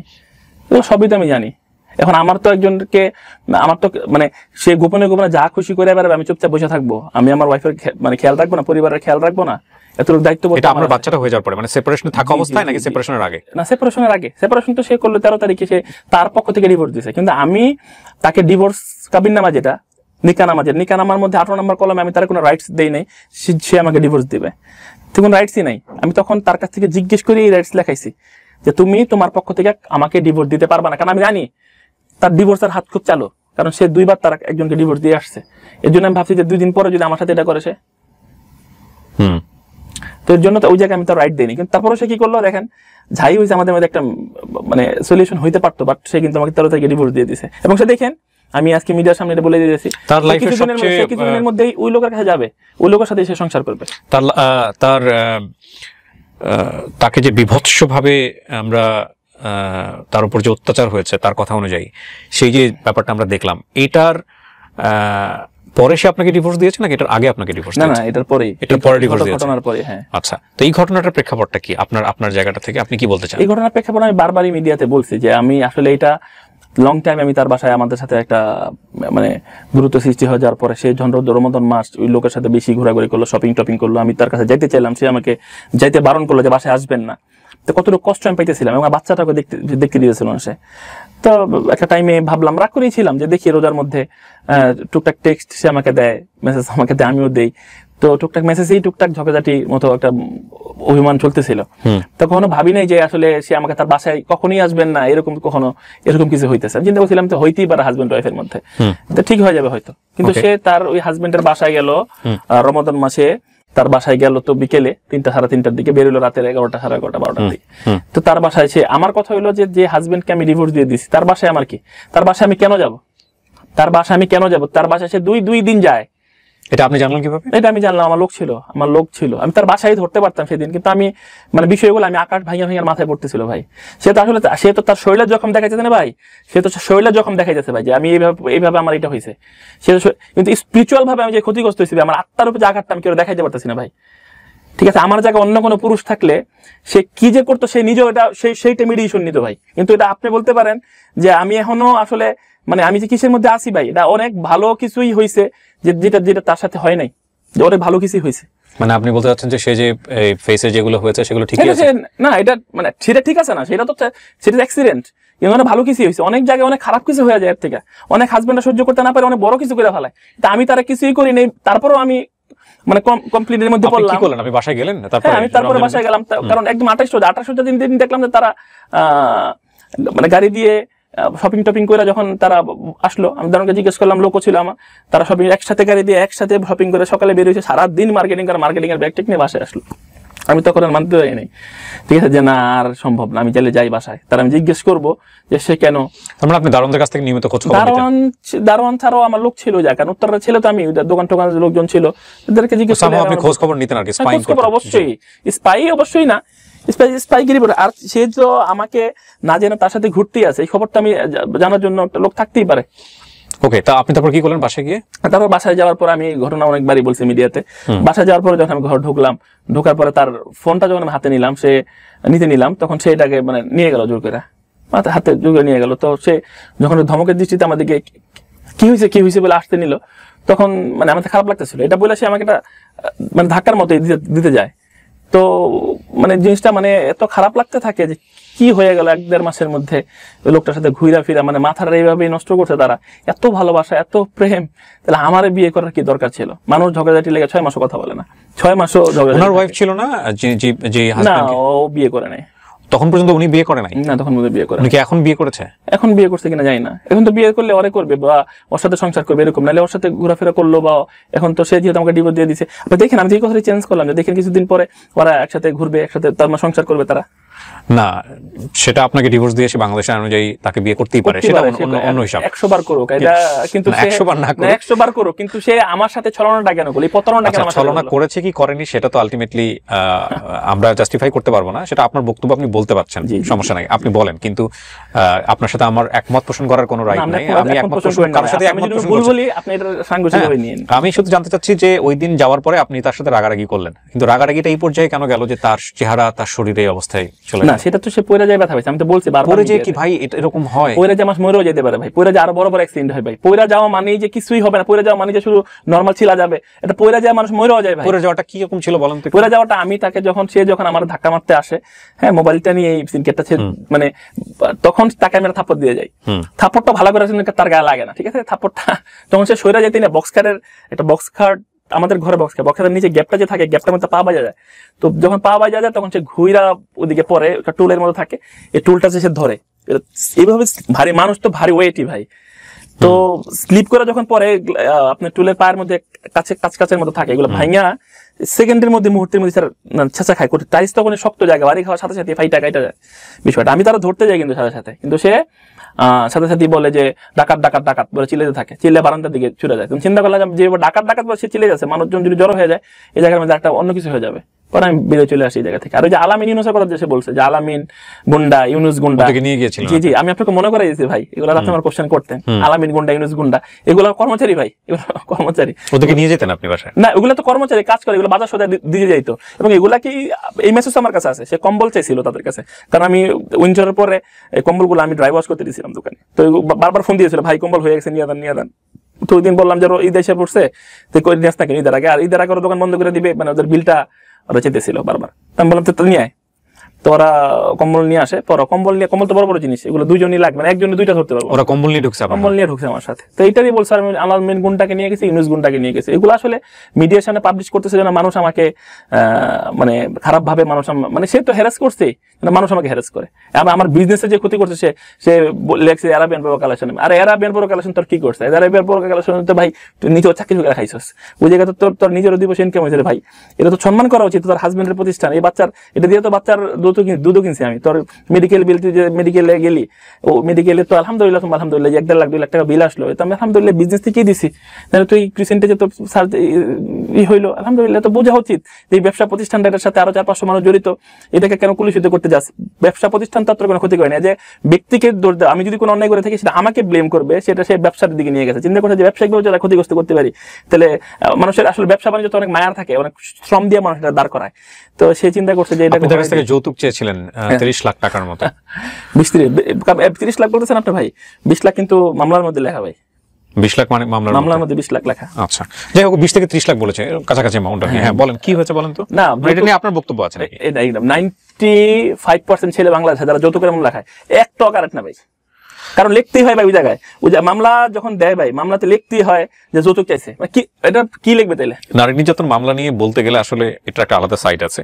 সো এটা আপনার জায়গা থেকে মূল্যায়ন না করে আপনি বরং আপনার ক্ষেত্রে কি হয়েছে সেটা। আমার ক্ষেত্রে সে লিখছে, আমি মূল্যায়ন করতেছি না, কিন্তু মামলাটা তো আমি খাইছি ভাই, এখন আমার মূল্যায়ন করতে হবে এটা ভাই, কারণ আমি তো মামলার ভিতরে। আপনি চেয়েছিলেন কি তার কাছ থেকে যৌতুক? না, প্রশ্নই আসে না আমি তার কাছে টাকা চাবো। সে কিন্তু প্রথম লাইভে এসে বলছে খুবই পাওয়ারফুল মানুষ, খুবই টাকা পয়সা বিত্তশীল মানুষ, এত টাকা পয়সা বিত্তশীল মানুষ তোর মতো মানুষের কাছে কেন 20-30 লাখ টাকা চাবে? আপনার প্রপার্টির অ্যাসেট কি, প্রপার্টির যদি একটা অ্যাসেট ভ্যালু আমি দাঁড় করাই, যাই আপনার আরাবিয়ান বোরকা হাউস এখন এটা কত টাকা সম্পত্তি? আমি এটা কত টাকা সম্পত্তি আমি এক্সাক্ট বলতে পারবো না। আনুমানিক আপনার এখানে কত কর্মচারী আছে? আমার এখানে কত 300-400 কর্মচারী শুধু এই বোরকায় সেল করে? আরো বেশি। এটা যদি আপনি জয়েন করতে যান, যে যেদিক থেকে প্রোডাক্ট আনি, যারা একটা কাজ করে, তাহলে আরো বেশি হতে। তাহলে এটা অ্যাসেট ভ্যালু কত, মানে 100 কোটি টাকার উপর হবে? না, আমি এক্সাক্ট বলতে পারবো না। এটা 300-400 কর্মচারী রেগুলার কাজ করে এখানে, যেহেতু ফ্যাক্টরি আছে ছোট।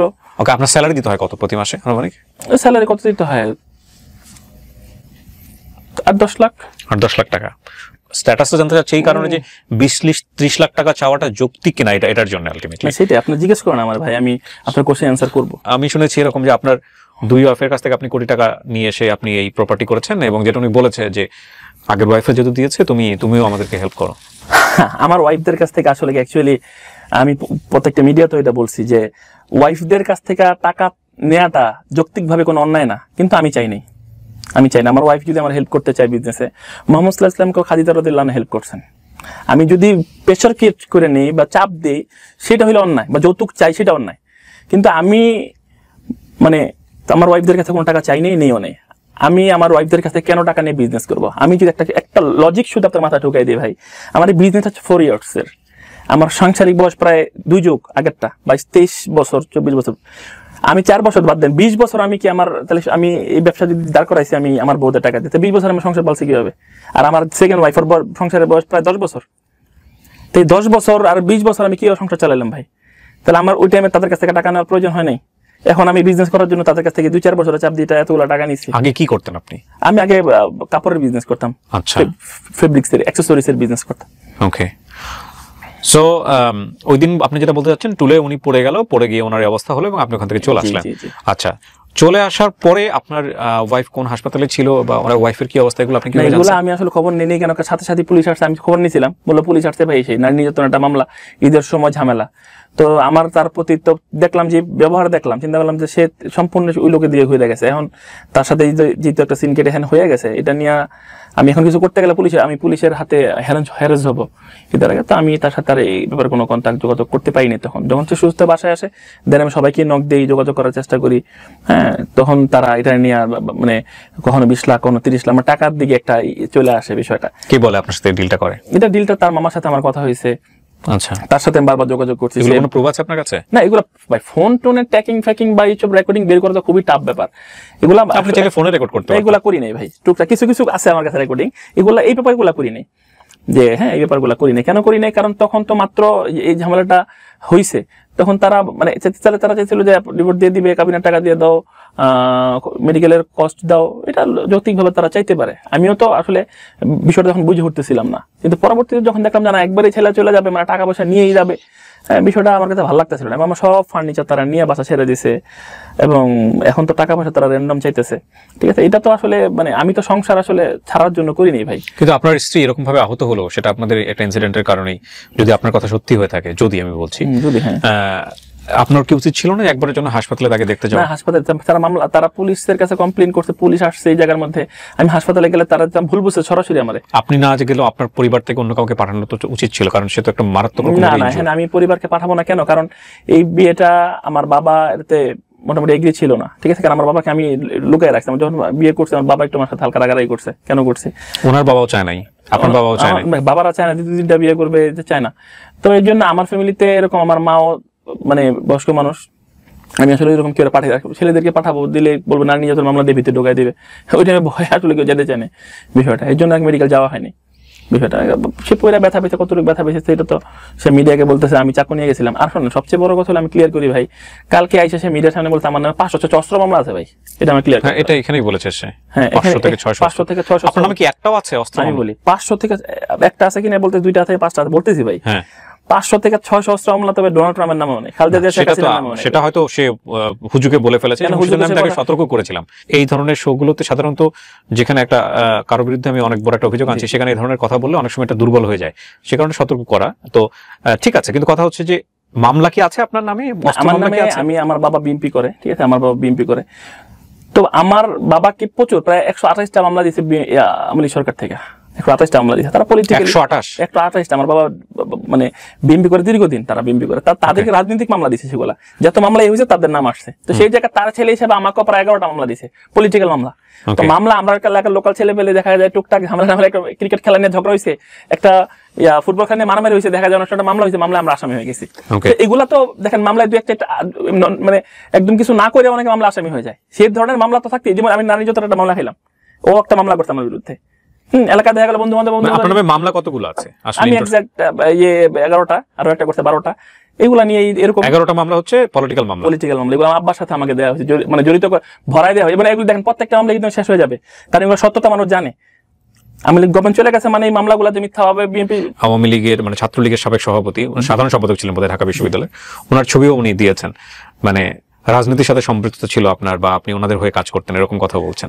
এগুলো আসলে কি জানেন, এখন মানুষ যখন একটা কথা উঠে তখন কথার সাথে হাজারো কথা ভরাই দেয় ভাই। সবচেয়ে বড় কথা হলো গোলাম রব্বানী ছিল যমুনা ফিউচার পার্কের, যমুনা গ্রুপের ডিরেক্টর ছিল, সে যমুনাতে সে চাকরি করতো। তো আমি যমুনাতে আমার দোকান, তো বিভিন্ন দোকানের বিভিন্ন কাগজপত্র বিভিন্ন কিছুর জন্য দোকান টোকান চেঞ্জ বা এসিটিসি বিভিন্ন কোনো প্রবলেম হলে তারা আমি করাইতাম। সে আসতো, এইটা কি হয়েছে, সে তদারকি করতো। অনেকে আছে, আরো অনেক এমপ্লয়ি যমুনা ফিউচার পার্কের, পুরো যমুনা গ্রুপেরই কোন একটা জবে ছিল, জবে মানে কি ডিরেক্টরি কি একটা সাইডের ডিরেক্টর ছিল, জব করে জব, সে চাকরি করতে জায়গার মধ্যে, এরকম অনেকেই চাকরি করতে পারে। সো সেইভাবে আপনার ওখানে আমি যমুনাতে দোকান, আমার সাথে পরিচয় থাকবে। এছাড়াও সে থাকতো উত্তরাতেই, উত্তরাতে রাজুকে পড়াশোনা করতো। সে তো এলাকায় খেলাধুলা করতো, ক্রিকেট খেলতো, সে থেকে তার পরিচয়। সে পলিটিক্স করবে কি পলিটিক্স করবে না সেটা তার ব্যাপার, সে পলিটিক্স করতো, সেদিক থেকে সে আওয়ামী লীগের পোস্ট পদবি পায়। তো এলাকার অনেক ছেলে, হাজার হাজার ছেলে, লক্ষ লক্ষ ছেলে তার সাথে ছবি আছে, এরকম অনেক ছেলে তার সাথে ছবি আছে যারা রাজনীতি বুঝেই না। আমি একটা বিজনেসম্যান, আমি যদি রাজনীতি করতাম, রাজনীতি কোনো একটা পোস্ট আমার থাকতো, সদস্য হলেও থাকতো, আওয়ামী লীগ বা বিএনপি থেকে কেউ যদি একটা সদস্য পোস্ট আমার দেখাইতে পারে, যা বিচার আমি মাথা পেতে নিব। আওয়ামী লীগের কোনো বা ছাত্রলীগের কোনো বা যুবলীগের কোনো পদ পদবি যদি আমার থাকতো, এটা তো প্যাডে থাকতো না, তাদের কি বলে, তাদের অফিসিয়াল প্যাডে থাকতো না। তো এই অফিসিয়াল প্যাডটা কই? হাতু বুরহানাকুম ইন কুনতুম সাদিকিন।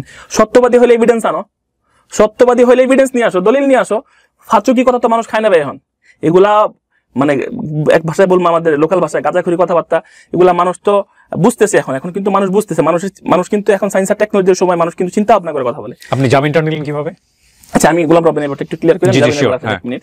তো এদিক থেকে তার পরিচয়, তার কিছু ছবি টবি, তারা মার্কেটে যখন শপিং, গোলাম রব্বানী প্রায় সব দোকান থেকে শপিং করতো। তা আমার দোকানে শপিং গেছে একদিন, আমি একটা ছবি উঠাইছি, সব ছেলে পেলে উঠাইছি তার সাথে, সব এমপ্লয়িরা। সে যে একটা মামলা করে ফেললো এবং আপনি আগে ভাগে জেনে গেলেন, গিয়ে আপনি আগে হাইকোর্ট থেকে জামিন নিয়ে আসলেন, এটা কিভাবে হলো? জামিন হইলাম যে আমি মামলা করছে, আপনি জানলেন কিভাবে? কে আপনাকে মামলা করলাম? থানা থেকেই। আমি যেহেতু পুলিশ গেছিল, পরবর্তীতে আমি যোগাযোগ করলাম, বললো যে আপনার নামে তো কমপ্লেন হয়েছে, ঠিক আছে, এটা আপনি কিভাবে কি করবো, কোথায় আছেন? পরে বললাম ভাই আমি তো সেটার নাম জানি কি খেয়াল নেই। তো ও বললো, তখন ওরা সামনে ছিল মেবি ওই দিন, যেদিন এসে আমার ফোন দিল, তো আপনাকে থানায় যেতে বলছে? হ্যাঁ, বলো থানায় আসেন। আমি তো বলছি যে থানায় আমার নামে মামলা হয়েছে, মানে ওয়ারেন্ট আছে, তো অবশ্যই আমার জামিন নিতে হবে। পরে আমি কোর্টে যোগাযোগ করলাম, কথাবার্তা বললাম। আমি যখন দেখলো তারা কাগজপত্র জানে লিগেল ভাবে, আমি তো বাংলাদেশের নাগরিক, জামিন পাওয়া আমার মানে আমি নাগরিকত্বের রাইট, এটা আমার। কিন্তু উনি বলছেন যে নারী নির্যাতন মামলার আইনে নাকি জামিন হয় না। উনি কোন আইনে পড়াশোনা করছে, কোন ল ইউনিভার্সিটিতে উনি পড়াশোনা করছে যে নারী নির্যাতন মামলার জামিন হয় না? কোন ল ইউনিভার্সিটিতে পড়াশোনা করছে? সার্টিফিকেট গুলো আপনার কাছে দিয়ে যেতে বলেন ভাই। কোন লতে নাই বাংলাদেশের একটা নাগরিককে সে জামিন পাবে না, বেল পাবে না। এগুলা হইতেছে মানুষের উপর, মানে মানুষকে দাবায় রাখে। কিছু পলিটিক্যাল সরকার ছিল যারা দাবায় রাখছে মানুষকে, জোর করে বেল দেনে, জামিন দেনে। কেন জামিন পাবো না আমি? সে আমার নামে মামলা করে দিলে আমি সারা জীবন জেলের ভাত খেলাম, এটা হইলো?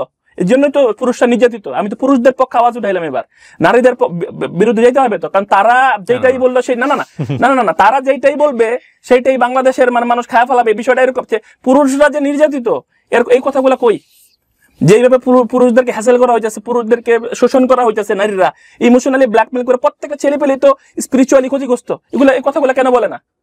আমার সে মিথ্যা মামলা দিয়েছে ভাই, মিথ্যা মামলা দিয়েছে এবং আমার কাছ থেকে টাকা ডিমান্ড করছে তারা, এবং আমি বর্তমানে ক্ষতির মধ্যে আছি, আমার ব্যবসায়িক ভাবে সে ক্ষতিগ্রস্ত করছে।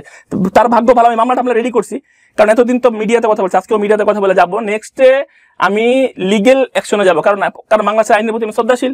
বাংলাদেশের আইন অনুযায়ী যা হয় তার বিরুদ্ধে, তার এসব পরকীয়া প্রেমিকদের বিরুদ্ধে আমি মামলা করবো তার বিরুদ্ধে। এক্স্যাক্টলি, আমার এই প্রশ্নটা অনেক আগে থেকে আসছিল যে বাংলাদেশের লতে কিন্তু পরকীয়া নিয়ে মামলা করার সুযোগ আছে, এবং আমি যদি ভুল না করে থাকি, আমার যতটুকু জানা ক্ষুদ্র জ্ঞানে, যে এখানে আসলে নারীদেরকে মানে স্ত্রীদেরকে, মানে আপনার স্ত্রী যদি পরকীয়া করে থাকেন তাহলে আপনি আপনার স্ত্রীকে আসামি করতে পারবেন না, যিনি পরকীয়া করেছেন সেই ছেলেকে আসামি করে মামলা করা যাবে। আমি যতটুকু এইটুকু আমার জানা, আর ভুলও হতে পারে।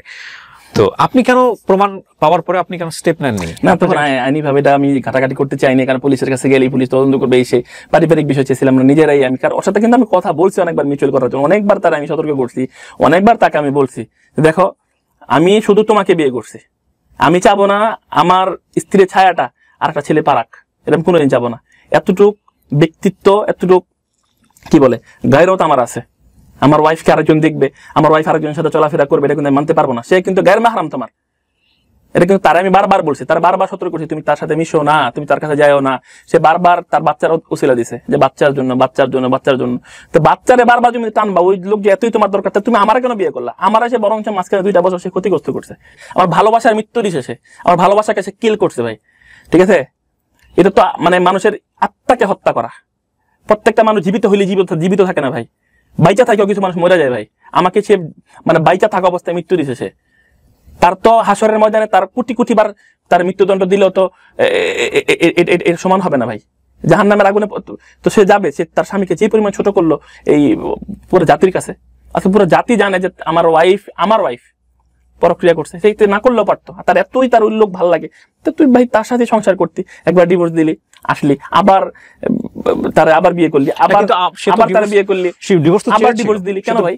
সে তো ডিভোর্স চেয়েছিল, আপনি দেননি তার কথা অনুসারে। আমার ওয়াইফ আমার সাথে ডিভোর্স চাইলো, এরকম পথে আপনার প্রত্যেকের ওয়াইফ রাগ করে 19-20 হইলে তোমার ছেড়ে দাও, আমি তোমার ভাত খাবো না, আমি তোমার ভাত খাবো না, স্বামী ভাই তোর আমি ছেড়ে দিই, তোমার কথায় কথায় ডিভোর্স চাইলে কি ডিভোর্স দিয়ে দেওয়া যায় ভাই? এটা কি হাতের মোয়া ভাই?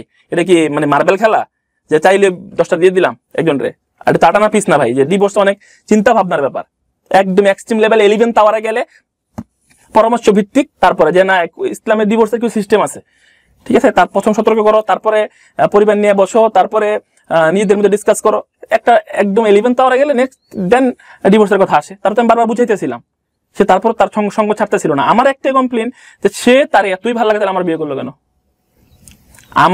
আমি যখন কেউ বিয়ে করবো তার উপর সম্পূর্ণ রাইটস আমার আসবে, অধিকার আসবে, আমি এগুলো ইমপ্লিমেন্ট করবো তার জীবনে।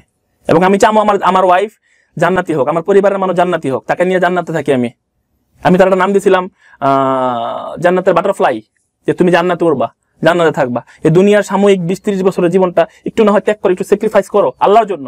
পর্দাপশিতা তো আমার দেয়া বিধান না, এটা আল্লাহর দেয়া বিধান।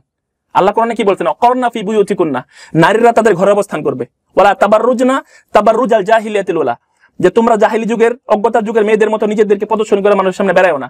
এটা আল্লাহর দেয়া বিধান। অকরনা ফি বুয়ুতিকুন্না, নারীরা ঘরে অবস্থান করবে, সে ঘরে থাক, তারপর একান্ত প্রয়োজন হইলে সে তার ডক্টর কাছে যেতে হবে, তার একটা ফাস্টফুড খাইতে হবে, সে বের হবে, কিন্তু কন্টিনিউ সকাল দুপুর বিকাল সকাল দুপুর দিল্লি 3 বেলা বাইরে বাইরে ঘুরবে, এটা কেমনে হইলো? আর ফেসবুকে 5000-6000 ফ্রেন্ড মেনটেন করবে, এর মধ্যে 5000 ফ্রেন্ডে ছেলে ফ্রেন্ড থাকবে, এটা কি হইলো?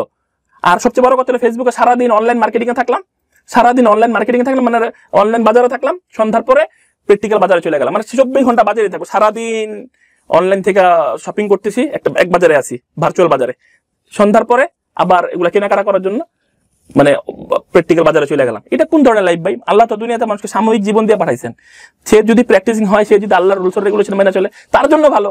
আর আমি তো তারে এইসব ফালতু কাজ করতে দিয়ে আমি নিজে জবাব দিয়ে তার মধ্যে পড়বো না।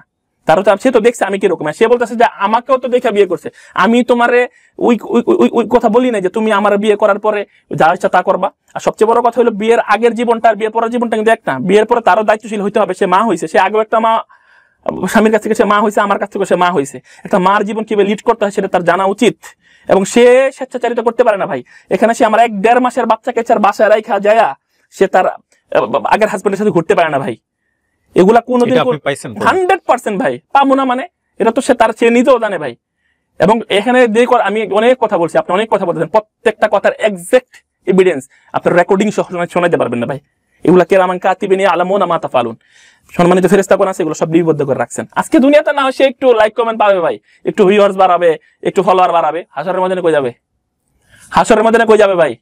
সবকিছুর হিসাব দিতে হবে। ইয়াউমা তাশহাদু আলাইহিম আলসিনাতুহুম ওয়া আইদিহিম ওয়া আরজুলুহুম বিমা কানু ইয়ামালুন, সেদিন তার কাছ থেকে তার বিরুদ্ধে সাক্ষ্য দিবে। ইয়াউমা তাশহাদু আলাইহিম, তার পা, তার হাত এবং তার জিহ্বা সবকিছু আল্লাহর কাছে সেদিন সাক্ষ্য দিবে। ইয়াউমা তাশহাদু আলাইহিম। ডেফিনেটলি আপনি যদি ভুল করে থাকেন আপনারটাও 100%। আমি যদি ভুল করি, আমি ভুলের ঊর্ধ্বে না, প্রথমেই বলছি আমারও ভুল হাজারো আছে, কোটি আছে, যেগুলো আমার ভুল না সেগুলো আমার উপর চাপাই দিলে অবশ্যই আমি সেগুলো খণ্ডন করব। এবং আমি মানুষ, প্রথমেই আমি বলছি কুল্লু বানি আদম খাত্তাউন ওয়া খায়রুল খাত্তাইন আত-তাওয়াবুন, প্রত্যেক বনি আদম প্রত্যেকই ভুলের মধ্যে আছে এবং তাদের মধ্যে উত্তম ভুলকারী যে তওবা করে। আমি সবার কাছেই ক্ষমা চাইতেছি যদি আমি মানুষের মনে কোনো কষ্ট দিয়ে থাকি, এবং তার কাছে যারাও যদি কষ্ট দিয়ে থাকে আমি ক্ষমা চাইতেছি, কিন্তু সে মানুষের কাছে আমার ছোট করছে। মূল জায়গাটা যেটা আমি একদম শেষের দিকে চলে আসছি, দুইটা বিষয় নিয়ে কথা বলবো। মূল কথা হচ্ছে যে আপনি ওনাকে এইভাবে অ্যাসল্ট করেন নাই, ফিজিক্যালি অ্যাসল্ট করেন না, আপনি বলতে চাচ্ছেন এটা একটা অ্যাক্সিডেন্ট। আর উনি বলতে চাচ্ছে যে আপনি ওনাকে ছুরি এবং হাতে চেন পেঁচিয়ে গিয়েছিলেন, হাতে চেন পেঁচিয়ে গিয়ে ওনাকে আপনি আঘাত করেছেন, এক পর্যায়ে ছুরি দিয়ে আপনি হলো এটা টান দিয়েছেন। এটা ওনার এখানকার কথা আর কি। হ্যাঁ, উনি বলেছেন। আপনি কিছু বলতে চান? জি বলেন। দুইটা কথা বলে দাও পরে। হাতের মধ্যে চেন পেঁচে তারা আমি মারছি। হাতের মধ্যে চেন পেঁচে মারলে তো হাতের চেনটা কি এটা সবাই তো জানে, চেন কি, চেহারার প্রত্যেকটা জায়গা খুলে যাইত তার। তো একটু জাস্ট বিবেকবান মানুষের কাছে আমার প্রশ্নটা, আমি হাতে চেন পেঁচাই গেছি, তারে মারছি, তো চেন পেঁচাই গিয়া তারে মারলে তার চেহারা কি, এবং চাকুও ছিল, থেতলাই যাইতো, চাকুর কথা বলতেছি, থেতলাই যাইতো, একদম থেতলাই যাইতো, সেটা তার চেহারায় হয় নাই। আমি বলছি সে পুরা জায়গা কাটে গেছে, পুরা জায়গা ব্যথা পাইছে। সেকেন্ড কথা হইতেছে যে আমি 600, 500, 600 অস্ত্র মামলার আসামি, আমার তো একটা ট্যাঙ্ক নিয়ে যাওয়া দরকার ছিল ভাই, একটা AK-47 নিয়ে যাওয়া দরকার ছিল ভাই। আমি চাকু নিয়ে ফল কাটার বা নেল কাটার চাকু কেন নিয়ে যাবো ভাই?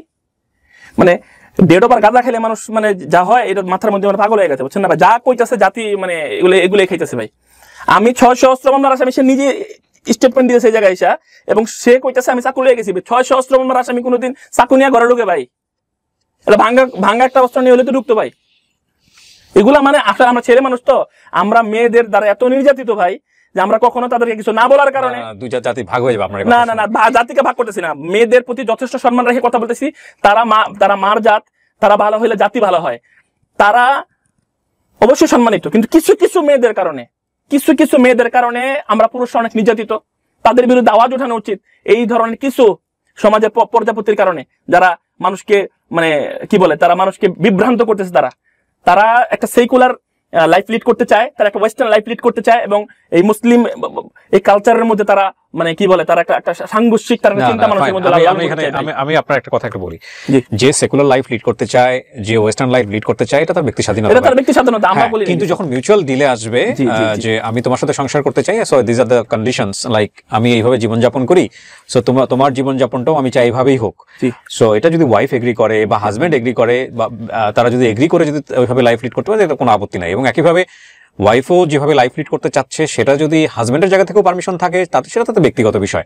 আর আপনি যেটা বললেন সেটাও আপনার ব্যক্তিগত ওপিনিয়ন। আমার কাজ ছিল এখানে আপনাকে প্রশ্ন করা, আপনার মেন্টালিটি কি বা বিষয়গুলো নিয়ে কথা বলা, আমি সেটা করেছি। আমার শেষে যে বিষয়টা সেটা হচ্ছে এই প্রমাণগুলো যেগুলো আপনি নিয়ে আসছেন, এগুলো কিসের প্রমাণ? এগুলো হয়েছে তার যে প্রথম যে সে যে বলছে আমি বিয়ে করি নাই, আপনি একটু আমাকে দেখান। আপনি এগুলো বোধহয় ইত্তেফাকে দেখিয়েছেন। দেখবেন না, আমি জাস্ট একটু আমি নিজের হাতে দেখিনি, আমি আমার দর্শকদেরকে আরো এভিডেন্স ভাবে দেখাবো না, কারণ ইত্তেফাক প্রথম হাজবেন্ড এভিডেন্স দেয়। উনি ওনার প্রথম হাজবেন্ড না? এই পাসপোর্টটা কিসের বলেন তো? এই পাসপোর্টটা প্রথম হাজবেন্ডের সাথে ওর পাসপোর্ট। যে হাজবেন্ড, এই প্রথম হাজবেন্ডই কি ওনার বেবির বাবা? না না না না না, ওকে। উনি তাহলে আপনার কথা অনুযায়ী উনি ওনার কয় নাম্বার হাজবেন্ড ছিলেন? সেকেন্ড মনে হয়। সেকেন্ড, আপনি থার্ড? আমি থার্ড, বা ওকে 2 বার ডিভোর্স দিলাম, আমি ফোর্থ। ভাইয়ের মাঝখানে যদি আরো কেউ আসে, কয়েকজন তো যোগাযোগ করছে, ওরা যদি বের হয় তাহলে 5 6। এই যে ভদ্রলোক যিনি ইউএসএ তে থাকেন, তার সঙ্গে কি আপনার কথোপকথন হয়েছে কখনো ফোনে? ওনার সঙ্গে বিয়ে কতদিন ছিল বা কি অবস্থা, কিছু কি আপনি জানেন? আলহামদুলিল্লাহ, এক্সাক্ট আমি তারিখ বলতে পারবো না। তার সাথে আমার কথা হয়েছে এবং রেকর্ডও আমি ইত্তেফাকে দিছি। তার সাথে আমার কথা, ভয়েস রেকর্ড ইত্তেফাকে দিছি, আপনি শুনবেন এবং চাইলে আমি আপনাকে দিতে পারি। এখানে আমি আবার বলে নিই প্রিয় দর্শক এবং শ্রোতা, এটা ইত্তেফাকে ইন ডিটেল এসছে, আপনারা ইত্তেফাকের ওই রিপোর্টগুলো দেখে নেবেন। আর যা উনি দেখিয়েছে এখানে, সেগুলাই উনি এখানে ওগুলাই সেম জিনিসগুলো এখানে উনি নিয়ে আসছেন। আর ওই আমরা যেটা দেখতে পাচ্ছি ওনার পাসপোর্ট, এটা right? G G G, office of the general, হ্যাঁ। এটা কি বার্থ এন্ড মানে হ্যাঁ তার জন্ম তারিখটা দেখাইলাম আমার পাসপোর্টে, আর পাসপোর্টে এখানে উনি যেটা দেখাচ্ছে ওনার ওই প্রথম হাজবেন্ডের নাম যেটা, তাই তো? দেখি এই স্পাউস আমি যে দেখেন আছে ওই জায়গায়। জি বলেন, আপনার যদি আর কোনো কিছু বলার থাকে না, আপনি সব কভার করে থাকলে ডান। আর যদি মনে করেন যে আপনার কোনো কোশ্চেন থাকলে আমি আনসার করব। আমার আর কোনো কোশ্চেন নাই, আপনি পুরো এপিসোডটা দেখেছেন, দেখার পর আপনি আপনার বক্তব্য এখানে যা বলার আপনি বলেছেন। যে 500-600 অস্ত্র মামলা বললো, এগুলো আসলে মানুষ খায় না, এগুলো সম্পূর্ণ বিভ্রান্ত করছে সে মানুষকে। হ্যাঁ, এর জন্য আসলে আমি মানে খুবই লজ্জিত যে এই ধরনের একটা মানুষকে আমি বিয়ে করছিলাম, যে তার হাজবেন্ড সম্পর্কে কোনো কথা বলতে সে লজ্জাবোধ করতেছে না। এবং বাংলাদেশের প্রধানমন্ত্রী খালেদা জিয়া, শেখ হাসিনার নামও ভাই এত ডোনাল্ড ট্রাম্পের না এত অস্ত্র মামলা নেবে। আমি এত বড় ক্রিমিনাল ভাই, এত বড় ক্রিমিনাল, পুলিশ জানলো না, র্যাব জানলো না, বাংলাদেশের কেউ জানলো না ভাই, সে আমার মানুষের সামনে ক্রিমিনাল বানাই গেছে ভাই। এবং আরেকটা কথা বলছে সে, আমি নাকি ভূমিদস্যু, ঠিক আছে, সে বলছে আমি ভূমিদস্যু। একটা আল্লাহর কসম করে বলতেছি ভাই, এটা তো আমার দায়িত্ব না যেটা আমি দেখবো। কিছুদিন আগে যারা দুর্নীতি করছে, সবার কোন জায়গায় কি আছে, কটা রিসোর্টের মালিক, কটা জায়গার মালিক, কয় বিঘা জায়গা কিনছে, সবই কিন্তু কিছুদিন আগে ভূমি অফিস থেকে ছাড় দিতে পারে বেরিয়ে আসছে। আমার নামে যদি পুরো বাংলাদেশের ভিতরে 1 কাঠা জায়গা কেউ দেখাইতে পারে, 1 কাঠা জায়গা ভাই, ঠিক আছে, যার শাস্তি দিবেন তার শাস্তি মেনে নেবে। 1 কাঠা জায়গা, একটা ফ্ল্যাট, আমি একটা ফ্ল্যাটের মালিক না, একটা জায়গার মালিক না, ওয়াল্লাহি আল্লাহর কসম করে বললাম। এবং এটা ভূমি অফিস আমার নাম দিয়ে, আমার বর্ডার এরিয়া আছে, সার্চ দিলেই বের হয়ে যাবে যে আমার নামে কোনো সম্পদ আছে কিনা। আমার 3টা বই ভাড়া থাকে ভাই। ও বলছে আমি ভূমিদস্যু, যদি আমি ভূমিদস্যু হইতাম, কেউ 1 কাঠা জায়গা দখল করতাম ভাই, ওই জায়গাটুকু আমার নাই। মানুষকে ব্লেম দেওয়ার আগে এভিডেন্স দরকার, মানুষকে ব্লেম দেওয়ার আগে চিন্তা করা দরকার, কানে ব্লেম দিয়েছি। এই যে 500-600 অস্ত্র মামলার কথা বলছে ভাই, আর সে বলছে চাকু নিয়ে গেছি। 500-600 অস্ত্র মামলা আসামি চাকু নিয়ে যায় না ভাই। এই যে বললাম না প্রথম একটা কথা ভাই, যে ডেড ওভার গাঁজা খাই, সব কথা বলছে ভাই। আমার খুব কষ্ট লাগা, সে আমার ওয়াইফ ছিল, এতটুকু রেসপেক্ট তার আমার প্রতি নাই। তার জন্য বাজার করছি, তার জন্য জামা কাপড় কিনে আনছি, তার অসুস্থতা তার মাথায় হাত বোলাই দিছি আমি, তার কত সেবা করছি, 2-3টা বউ সংসার করাটা যে একটা 100% সে আমার সেবা করছে, আলহামদুলিল্লাহ। তার জন্য তার জাযা আল্লাহ তারা দেন, প্রতিদান তারা দেন। এখন আলহামদুলিল্লাহ সে আমার সেবা করছে, সে আমার জন্য রান্না করতে পারছে, সে আমার সেবা করছে, আলহামদুলিল্লাহ। তার জন্য যেটা আমি করছি, সে আমাকে যৌতুক করে ব্লেম দিছে, সে আমাকে ক্রিমিনালের ব্লেম দিছে, সে আমাকে, আমি রাজনীতি করি না, আমাকে রাজনীতির ব্লেম দিছে, ঠিক আছে। তো সে আরো অনেক ব্লেম আমার উপর দিছে, কোনো দায়ভার মানুষ নিবে না। আমি আমার নিজের জায়গা থেকে বলতেছি, যেগুলো আমার দিছে আমি তার এগুলোর জন্য আমি ক্ষমাসুলভ দৃষ্টিতে দেখছি, কারণ সে মানুষ, তার ভুল হইতে পারে। তো কিন্তু এগুলার কোনো প্রমাণ তার কাছে নাই। এবং সবই আফসোসের সাথে বলতেছি যে এত কিছু করার পরেও লাস্টে আমি পুরস্কার হিসেবে, প্রতিদান হিসেবে এই পাইলাম তার কাছ থেকে, যে সে মানুষের কাছে আমাকে হেয় করলো, ছোট করলো। এবং শুধু একটা মহল্লা কথা হবে না, বাংলাদেশের মানুষ বিষয়টা জানে যে আমি তার কাছ থেকে যৌতুক চাইছি, আমি তার এই করছি সেই করছি। খুবই খুবই মানে কষ্টের বিষয় এগুলা ভাই, যে সে আমারে মানে একটা বিষয় এখানে এসছে যে মামলা চলমান অবস্থায় আছে, সেই বিষয়গুলো নিয়ে আপনারা মিডিয়াতে কথা বলছেন কেন, এটা নিয়ে আপনার বক্তব্য কি? এখানে একটা কথা বলে রাখি আমি, এখানে যারা আইন পরামর্শ যারা আছেন তারাই হয়তো ভালো বুঝবেন, কোনো মামলা বা কোনো ব্যক্তির যখন মামলা চলমান অবস্থায় থাকে সেটা নিয়ে গণমাধ্যমে কথা বলা যায় কিনা এটা আপনারা খুঁজে দেখতে পারেন। তবে এটা শুরুটা আসলে ওনাদের নিজেদের জায়গা থেকে হয়েছে।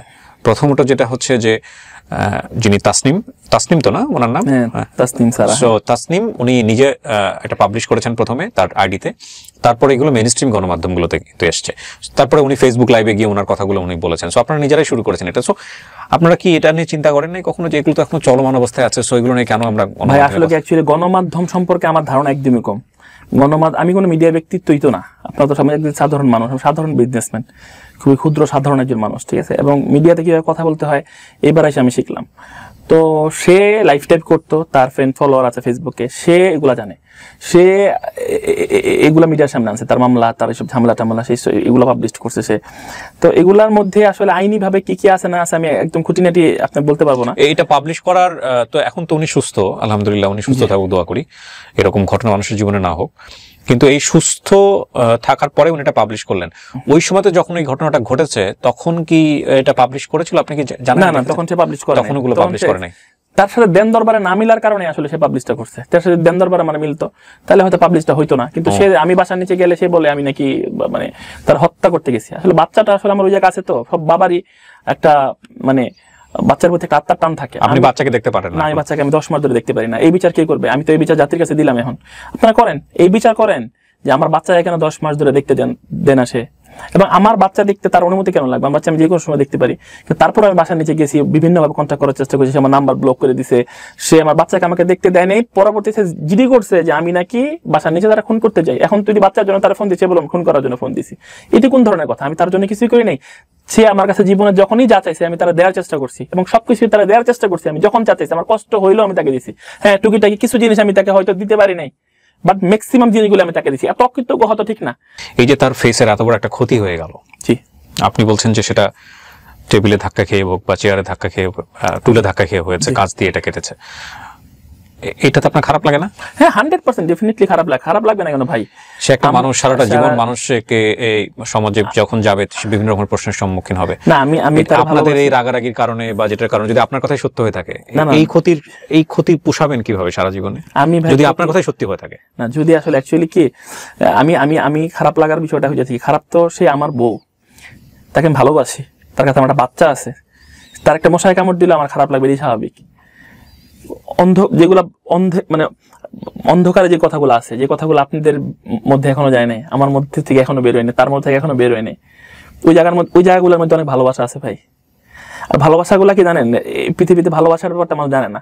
ভালোবাসাটা হচ্ছে ওয়ান সাইডেড বিষয় ভাই, দুদিক থেকে কখনো ভালোবাসা হয় না ভাই।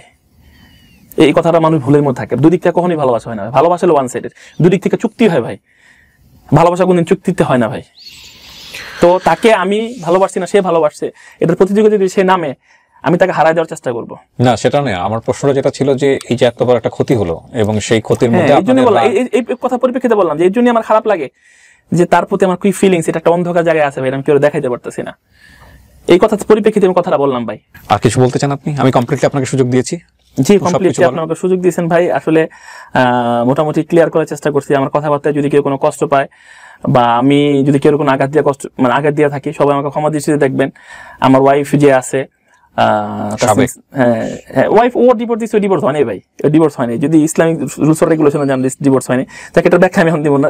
ইসলামিক কোরআন আপনি তাকে এখন স্ত্রী মানেন? হ্যাঁ, সে ডিভোর্স, তারা তো আমি ডিভোর্সের রাইটই দিই ভাই। আপনি যদি আমার বাড়ি বিক্রি করার পাওয়ার না দেন, আমি বিক্রি করলে বিক্রি হইবে এটা ভাই, ঠিক আছে? আচ্ছা, আমাকে প্রশ্ন করো তো, আমি সব কেউ যদি আমি কষ্ট দিয়ে থাকি, সবাই আমাকে ক্ষমা করে দিবেন, ঠিক আছে? আর আমি কথা বলতে গেলে, আমি যেহেতু মানুষ, আমার মুখ দিয়ে অনেক মানে এরকম কথা বের হতে পারে যে কথার কোনো মানে কি বলে যে কথার কোনো নেই, সামাজিক গ্রহণযোগ্যতা নাই। এরকম কথা যদি আমি বলে থাকি, সেগুলো আসলে আপনারা ক্ষমা দৃষ্টিতে দেখবেন, কারণ আমি মানুষ, আমি কথা বলতে গেলে ভুল হবে, এটাই স্বাভাবিক। তো আর যেহেতু কোনো লিখিত কথা আমি পয়লা শোনাইতেছি না, মনের মধ্যে যা কথা ছিল এগুলি আমি এখানে আলোচনা করছি। অনেক কথা আপনারা জানতে চেয়েছেন, যেগুলা এখন আপনাদের মনে প্রশ্ন হয়ে আছে, ঠিক আছে? আমি এই প্রোগ্রামে নেক্সট আবার আসতে পারবো কিনা আমি জানি না, তবে আমি আর নেক্সটে এগুলো বলতেও চাই না, ঠিক আছে?